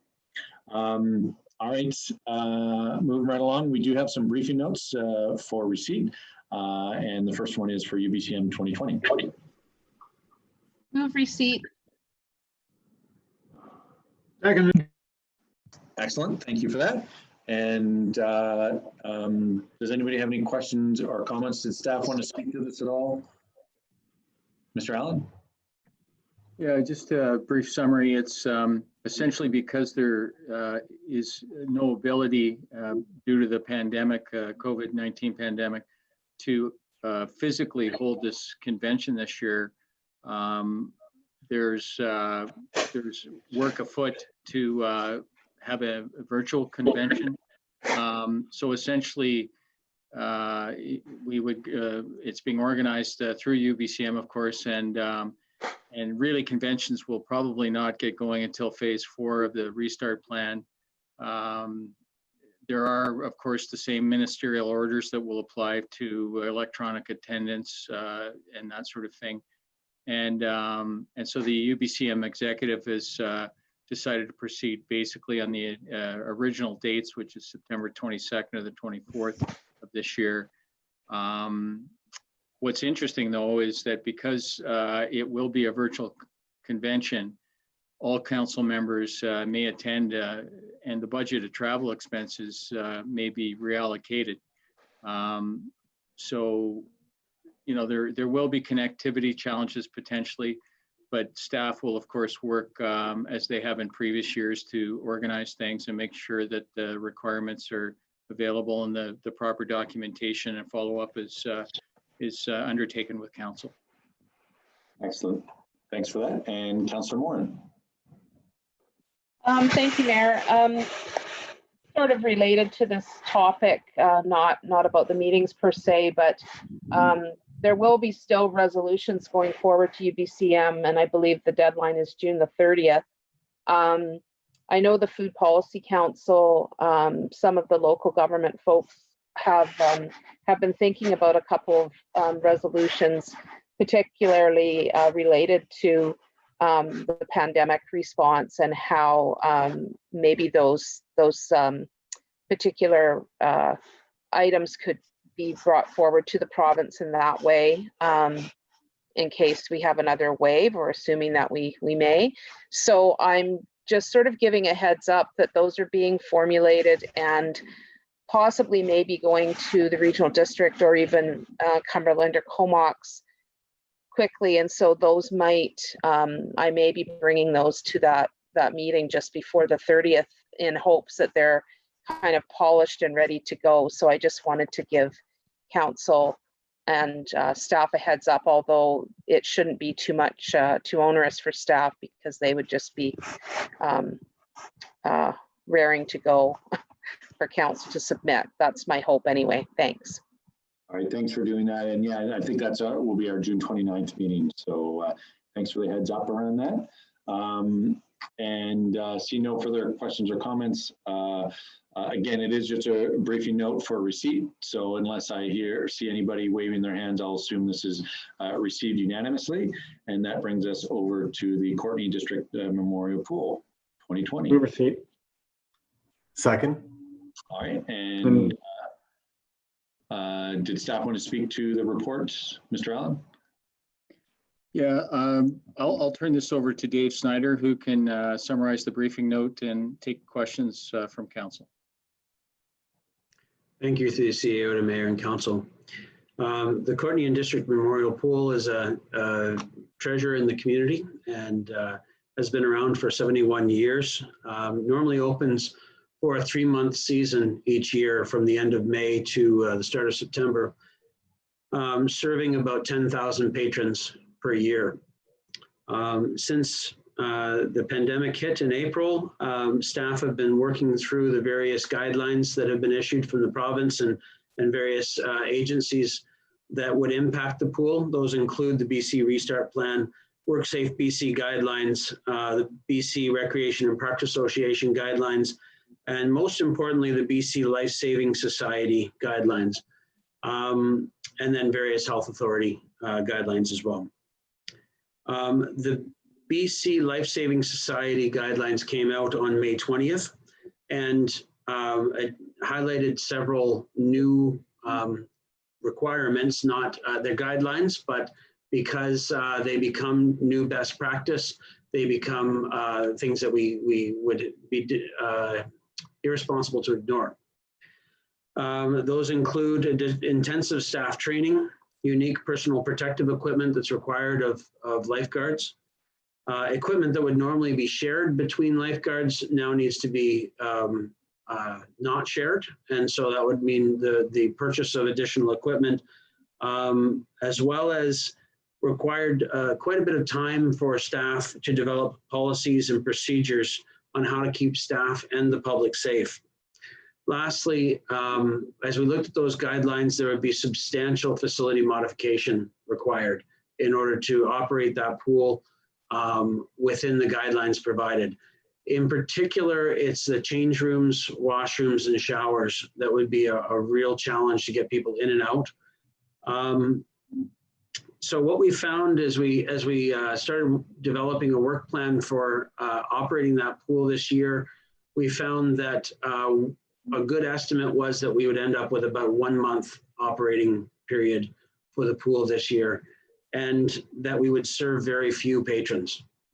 So increased cost to modify the facility, increased cost to train staff to unique standards and for equipment and supplies, and with a very low output in terms of patrons served. And so we, staff have mulled this over and developed a solution that we're bringing to council to not run the pool this year. I'll take any questions. All right, thanks very much. And yeah, I know there's been comments about January this year, just the cold weather that we've been experiencing this month so far. Councillor Frisch. Yeah, thanks, Mayor. And of course, every year it seems like January rolls in, but kids don't seem to mind. They'll swim in any weather. I do want to share my support for this decision. I think it's the right one. And as we look at the changes we're going to have to make, we're going to have to prioritize where our money goes, and concessions will have to be made. So unfortunately, this is one of the concessions I think we'll have to make. Thanks very much, David. And Councillor Morin. Great, thank you, Mayor. Yeah, I agree. I think it's the right decision. It's unfortunate because I know probably certain pools will have the ability to be open. I know Dr. Henry said that actually swimming itself is a pretty low risk in terms of transmission, but it's all the other kind of infrastructure around the pool and obviously the personal safety of the staff. That's the issue. So I certainly don't like to see us closing our outdoor pool, which is so popular in the summer. I did have a question about the sort of plan going forward. I know there was going to be some assessment of our pool and looking to the future, and I just wondered what was the plan around that currently. Thank you, through the CEO. So the intent that we developed with the CVRD was that there would be a joint evaluation of the Courtenay District Memorial Pool along with the Sports Center pool, conducted in 2021, funded by the CVRD. And that would evaluate the aquatic services in the valley and determine a best path forward. We don't want to prejudge what that would be. And so we'd just be putting one foot in front of the other and entering into that evaluation at that time. Right, so at this point, that's still in the plan. I think Councillor Frisch and I certainly saw a beautiful idea for a future pool that we'd love to show you if we had a few million. Thanks. I think it was 17, wasn't it? Well, this one might be smaller, so you never know. Councillor Hilligan. Thank you, Mayor, and thanks to staff for the report. And I'm sure there were mixed feelings about this difficult decision, but I agree that it's the right one. I'm just wondering what the impact is in relation to the water park, and if we'll be able to go ahead and open that and where that stands in terms of timing.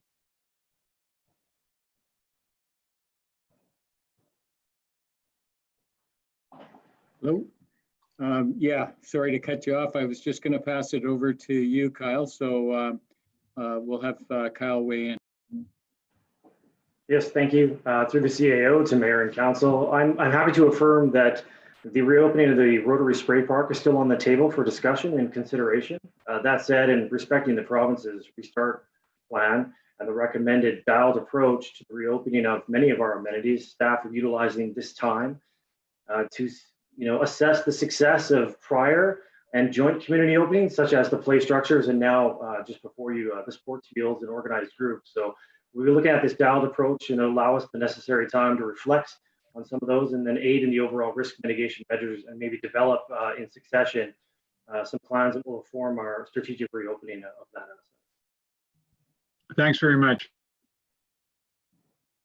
Excellent. Mr. Allen, did you want to add to that at all? Okay, excellent. And Councillor Frisch.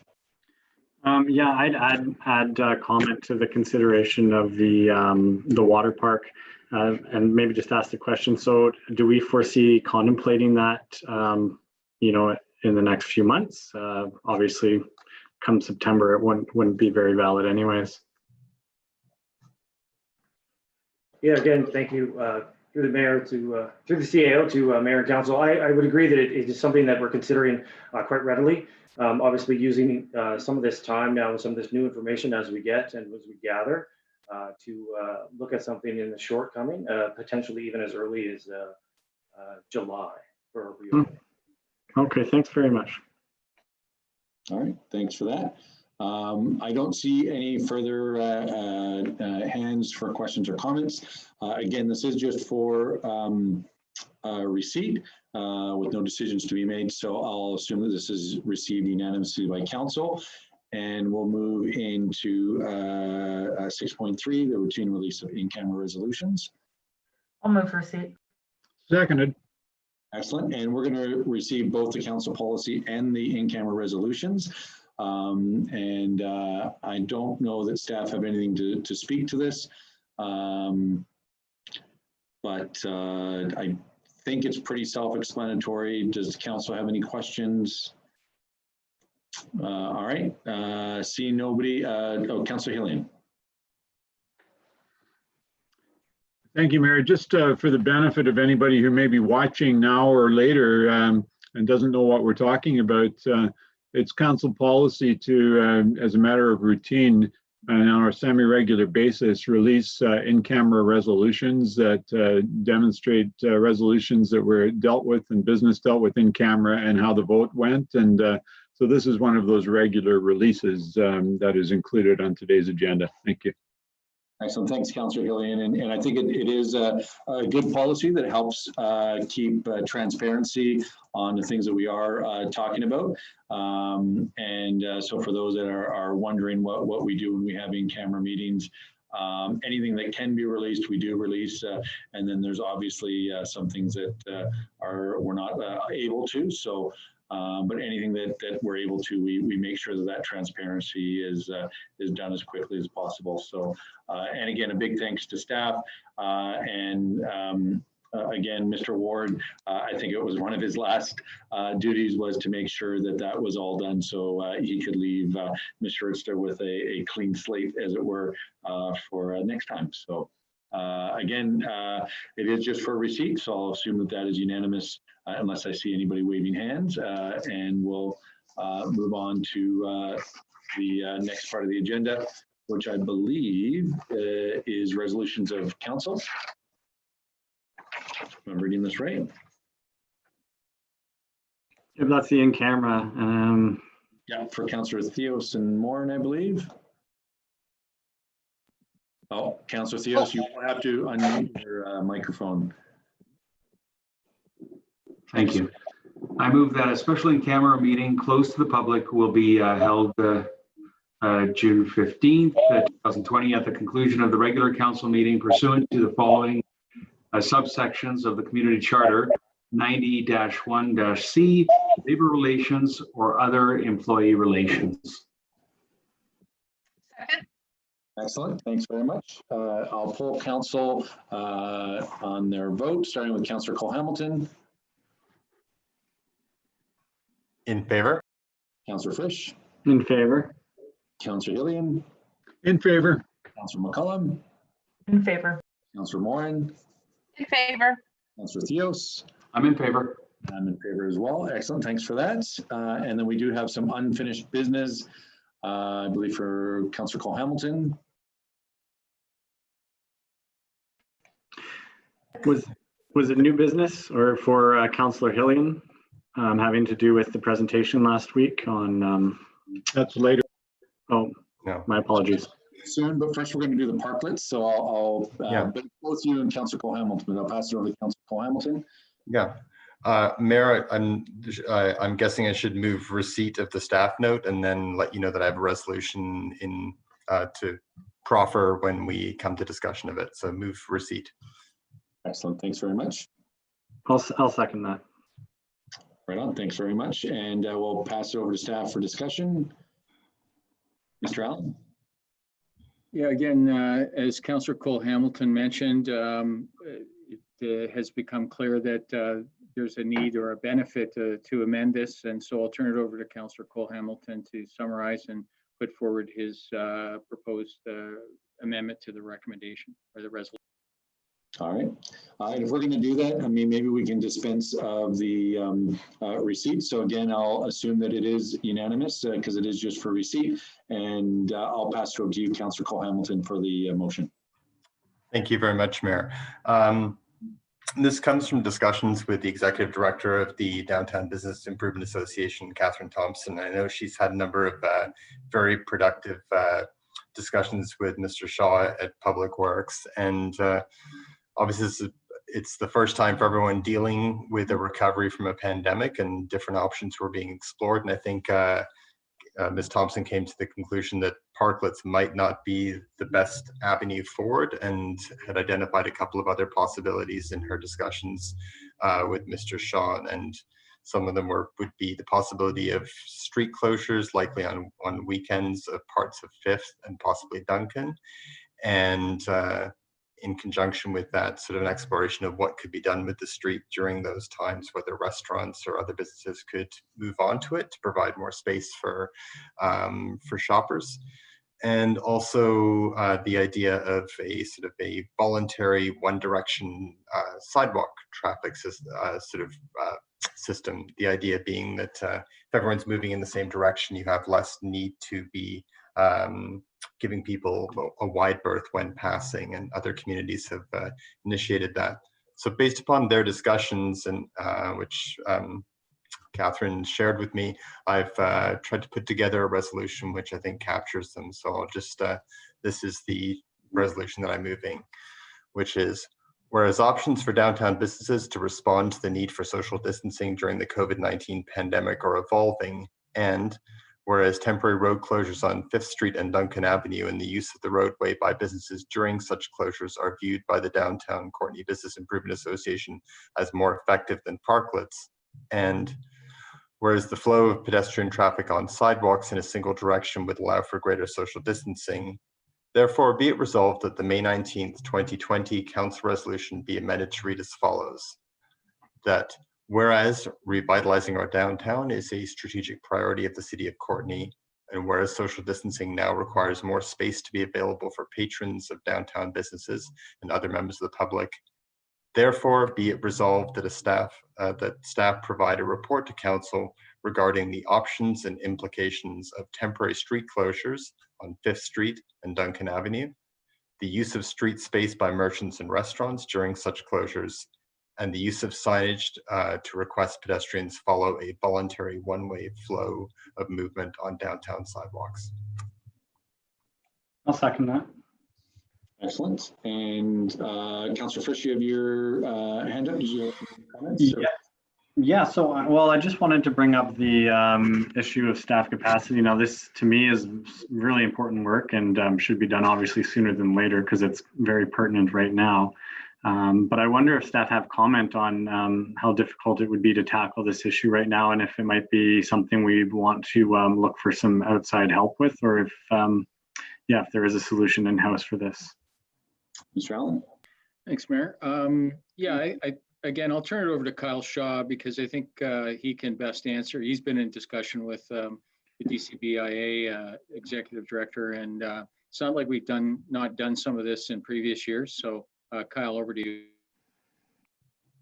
Yes, thank you. Through the CAO to Mayor and Council, I would agree that we've done many examples of temporary street closures over the number of years, and that capacity and expertise relative to our own needs and the DCBI and those relationships. So some of that work would be best done in-house. And you're right, speaking with some of those relationships that exist with the DCBIA and Public Works Services in the past would aid in facilitating those particular temporary closures as we go forward. You know, just as an example, we're, you know, obviously working with the summer night markets, even starting this week, this first Wednesday, the summer night markets take off. And I know that the DCBIA reluctantly had moved to not proceed with their 50th annual market day, but that doesn't mean that we couldn't look at something that was similar to that effect on a smaller scale that was more organized to help aid in this flow of traffic and potentially bring people to the downtown core and the Fifth Street area on a more frequent basis that may allow for that physical distancing to occur. Thanks for your work on that. I do appreciate it. Excellent. Mr. Allen, did you want to add to this part of the discussion? Okay. And Councillor Frisch, Councillor Dios.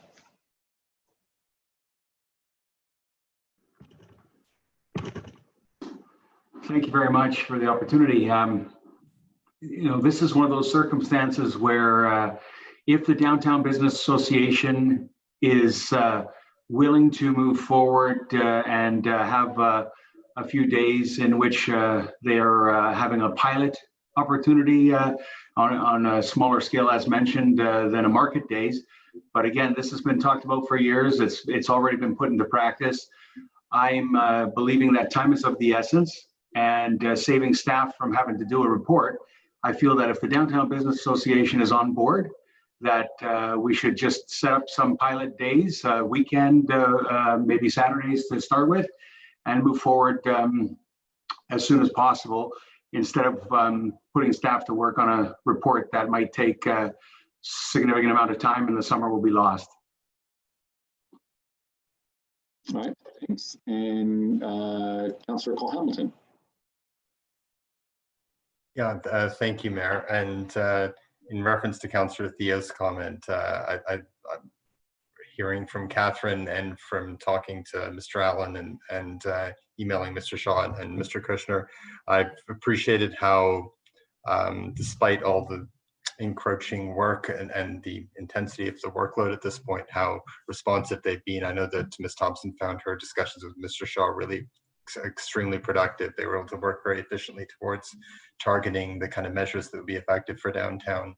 I'm hoping that because this resolution actually takes the parklet part, which is a new area, off the table and replaces it with street closures, which is something which we have, an area which we have explored before.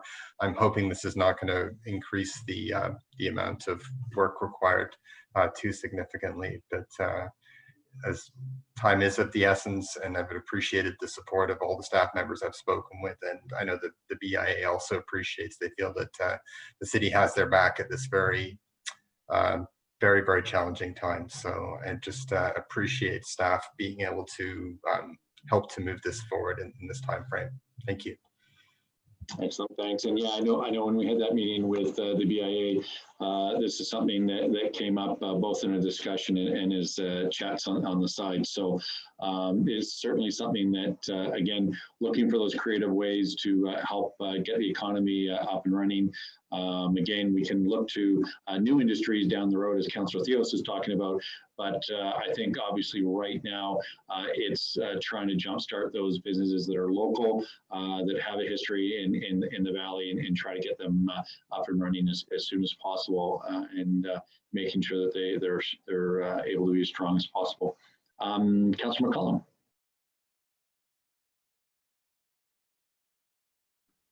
There we go. Thank you, Mayor. And thank you to Councillor Cole-Hamilton for bringing this forward, as well as the staff who have supported this in the process. It sounds like there's been a number of moving pieces to bring this back on the agenda. So I just want to acknowledge that. I also just want to get some clarity on how we imagine this process will move forward.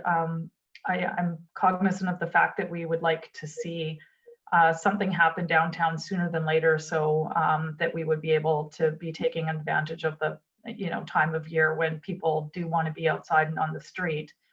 But it's unclear to me exactly what the Downtown Business Association is exactly wanting, and I'm wondering, as we go forward with this, are we imagining that we will go to them and ask them to tell the city what kind of closures they want, or is the city going to look at what we're able to provide and make our own recommendation and go back to the Downtown Business Association to ask them if they want to proceed or not? I think that's probably an important piece, because what I imagine happening and what they imagine happening may not be the same. Okay, and Mr. Allen, sorry, I do see you have your hand up as well. Yeah, so there's really two parts to this. First, I guess what I do is again defer to Kyle Shaw, just to perhaps provide a synopsis of where we're at. But before I turn it over to him, what I would say is that the point made by Councillor Cole Hamilton is that, yes, we were already sort of coming back with a staff report on the Parklet program. So I think, and because we have a little bit of time between now and the June 29th council meeting, I think we can get some clarity and adapt the, based on this resolution, adapt the staff report to those broader requirements. I do think that the staff report is worthwhile because I think we need to get that clarity about specifically what operating implications are involved, and having it down in paper as part of a staff report, I think is probably a good thing. But again, I'll defer now to Kyle to flesh some of that out. Sure, thank you. Through the CAO to Mayor and Council, and yes, to answer your question specifically, I think it is important that we work collaboratively with the DCBIA to ensure that we understand their needs. And as Councillor Cole Hamilton has described, we've been in consultation in the past, and so we are fairly informed as to what their needs are. And as Councillor Theos had mentioned, in terms of a pilot scenario, very much they see it the same way that the city does, and that we looked at this as an approach to potentially see if something works, and if it works for the user groups as well as the DCBIA, and it meets the needs, which we're trying to do is in terms of enticing expansion and development of the community as well as the downtown core, but being liquid in our ability to modify that as we go forward, so that we're not rigid in our one attempt, so that it could work on a variety of different ways. So that and realistically, the foundation of the report, I agree, is vital to this. But we have some foundational reports that we've done in the past for council relative to this very scenario in terms of our aid and support of the road closures for the summer night markets, so that we can echo many of those similarities in terms of the market day venture that we may embark on in this particular circumstance. Great, that sounds like a great approach. Thanks for the clarity on that. All right, and Mr. Allen, did you want to add another comment? You're good. Councillor Cole Hamilton. Yeah, thank you, Mayor. I sent out an email on Friday and I guess on the weekend to council, sort of with my understanding of how Mr. Shaw and Ms. Thompson have been working together so far. And the attempt for this resolution was to try and provide an authorizing framework for the things that would come out of those discussions. And my understanding from Ms. Thompson is that she and Mr. Shaw would just continue working through the possible options within the framework of what's authorized in this resolution. The important thing was to make sure that the council's approval of the range of options they were going to consider was there, and they would work collaboratively on refining them down to something that made sense to both the city and the downtown merchants. Excellent. And Councillor Frisch. Yeah, thanks, Mayor. And I just wanted to make 2 points. So one is that the needs of downtown are actually a little more diverse than sometimes we talk about. One really important one, which is definitely taking the reins on this discussion, is the economics of downtown. but we also have the social needs of downtown, and that has a much wider group, obviously, people who live downtown and people who, other taxpayers who frequent downtown. So I think it's good to keep that in mind, that downtown, of course, is for all of us. And I know the DCBI agrees with that completely. The second thing I wanted to ask was about the Parklet program report. And so where does that report go? Is it still coming forward? Is it maybe being put on the back burner because we're taking care of these things in a different way? Do we have any comment on that? Mr. Allen? Yeah, it's my understanding that what we'll do is we'll include mention of the Parklet program, because I think part of the challenge was there was perhaps some confusion about what a Parklet program is actually about. So I see this as an opportunity to roll in a little bit of information about what a Parklet program is, how it works, along with the broadening of the options that are the subject of this resolution. Makes perfect sense to me. Thanks so much. All right, and I don't see any further questions or comments. So I'll poll council for their vote, starting with Councillor Cole-Hamilton. In favor. Councillor. In favor. Councillor Hillian. In favor. Councillor McCollum. In favor. Councillor Morin. In favor. Councillor Theos. I am in favor. And I'm in favor as well. So excellent. All right, thanks Councillor Cole-Hamilton for drafting that resolution and bringing it forward, and staff for working on this as well. I know there's been a lot of stuff happening in the background. Again, I think although we do have this regional task force, we also have to do what we can as a city and a municipality. So I really want to thank everybody for coming together for this. Next, under new business, Councillor Hillian, you had talked about a possible delegation in conversation. Thank you, Mayor. I move that council invite a presentation from BC Housing and their operator of the junction in response to last week's presentation on behalf of Kiwanis Village residents. I'll second that. So thanks for seconding that. Did you want to speak to it, Councillor Hillian? Yes, Mr. Mayor, thank you.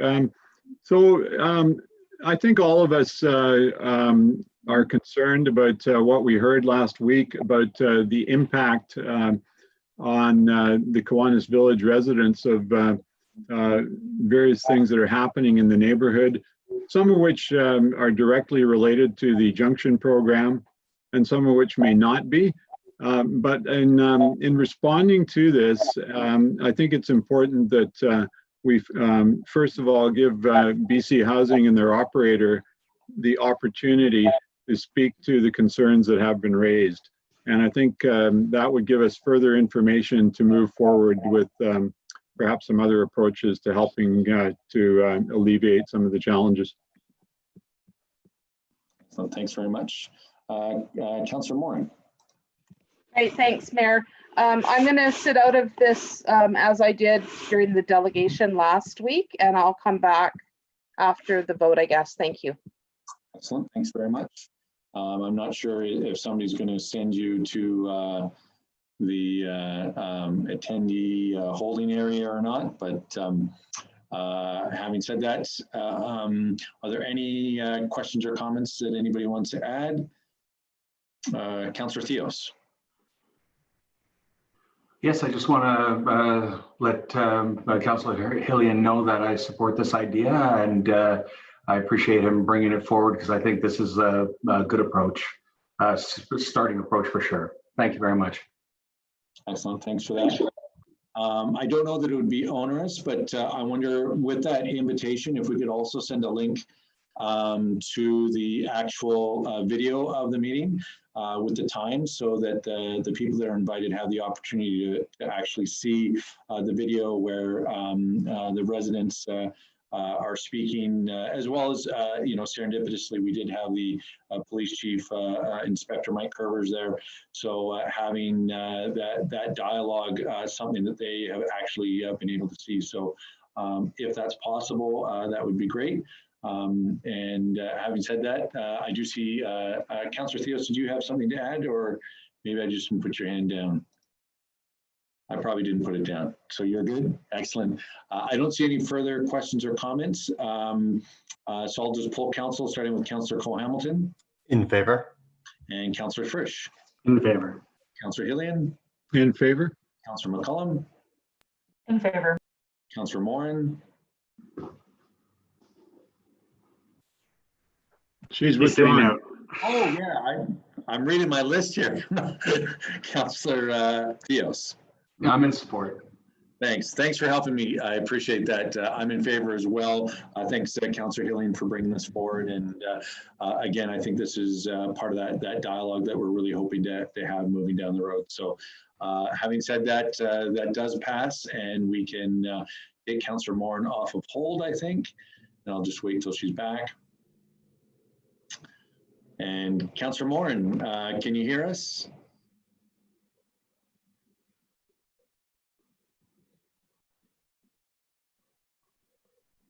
Councillor Moran, are you Hi back? there. Yes, I'm back.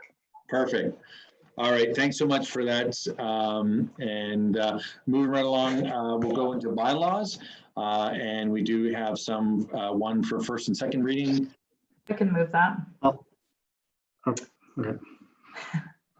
I'll move that zoning amendment bylaw number 2999 2020, a bylaw to amend zoning bylaw number 2500 2007 to rezone property from residential to zone R2 to residential to B zone R-2B to facilitate subdivision into 2 lots at 820 Orchard Avenue.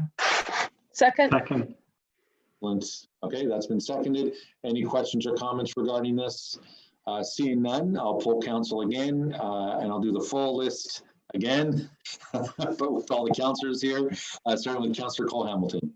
In favor. Councillor Frisch. In favor. Councillor Hillian. In favor. Councillor McCullum. In favor. Councillor Moran. In favor. Councillor Theos. I'm in favor. And I'm in favor as well. Excellent, thanks very much. And then for first, second, and third reading, we have a couple of motions. Happy to move that, Mayor. I'll move that officer's designation and establishment of powers, duties, and responsibilities bylaw number 3008 2020 pass first, second, and third reading. Seconded. Excellent, thanks for that. And Councillor Frisch, you just had your hand up to move that, I believe. And so I don't see any questions or comments. So I'll poll council again to get your vote. Councillor Cole-Hamilton. In favor. Councillor Frisch. In favor. Councillor Hillian. In favor. Councillor McCullum. In favor. Councillor Moran. In favor. Councillor Theos. I'm in favor. And I'm in favor as well. And next we have the revenue anticipation. I'll move this, Mr. Mayor. Thank you. I move that revenue anticipation borrowing bylaw number 3011-2020, a bylaw to provide for borrowing to meet current lawful expenditures of the city with an increased value as a precaution due to the potential cash flow uncertainty related to COVID-19, pass first, second, and third reading. Second. Excellent, thanks for seconding that. And I do not see any questions or comments at this point. So I will just poll council, starting with Councillor Cole-Hamilton. In favor. Councillor Frisch. Okay, Councillor, I'm looking down here. So Councillor Hillian. In favor. Councillor McCullum. In favor. Councillor Moran. In favor. Councillor Theos. Favor. And I'm in favor as well. Excellent. And for final adoption. I can move this one, Mayor. I move that the officer's designation and establishment of powers, duties, and responsibilities bylaw number 3008 2020, a bylaw to amend officer's designation and establishment of powers, duties, and responsibilities bylaw number 3000 2020 to delete Director of Legislative and Corporate Services and substitute corporate officer be finally adopted. Second. That's been seconded. Excellent. I don't see any questions or comments. So again, I will just poll council, starting with Councillor Cole-Hamilton. In favor. Councillor Frisch. In favor. Councillor Hillian. In favor. Councillor McCullum, In favor. Councillor Moran, In favor. Councillor Theos. I'm in favor. I'm in favor as well. So I guess a round of applause for Mr. Richta. It's official now. Yes, thank you so much. And lastly, we have the revenue anticipation. I'll move this, Mayor. I'll move revenue anticipation by borrowing bylaw number 3011-2020, a bylaw to provide for borrowing to meet current lawful expenditures of the city with an increased value as a precaution due to potential cash flow uncertainty related related to COVID-19. Second. Thank you for seconding that, Councillor McCullum. And I do not see any questions or comments. So based on that, I'll just pull council, starting with Councillor Cole Hamilton. In favor? Councillor Frisch. In favor. Councillor Hillian. In favor. Councillor McCullum. In favor. Councillor Moran. In favor. Councillor Theos. Favor. And Councillor, oh, that's me. Mayor Wells, I'm in favor as well. I've created this new list here to help simplify my life, but it doesn't mean I can't see the screen at the same time. So, all right, with that, that is Move passed. adjournment. Thank you. Second. Second. All those in favor? Any opposed? I think we're done. Thanks everybody for a great meeting, and I'll just wait till we're no longer live.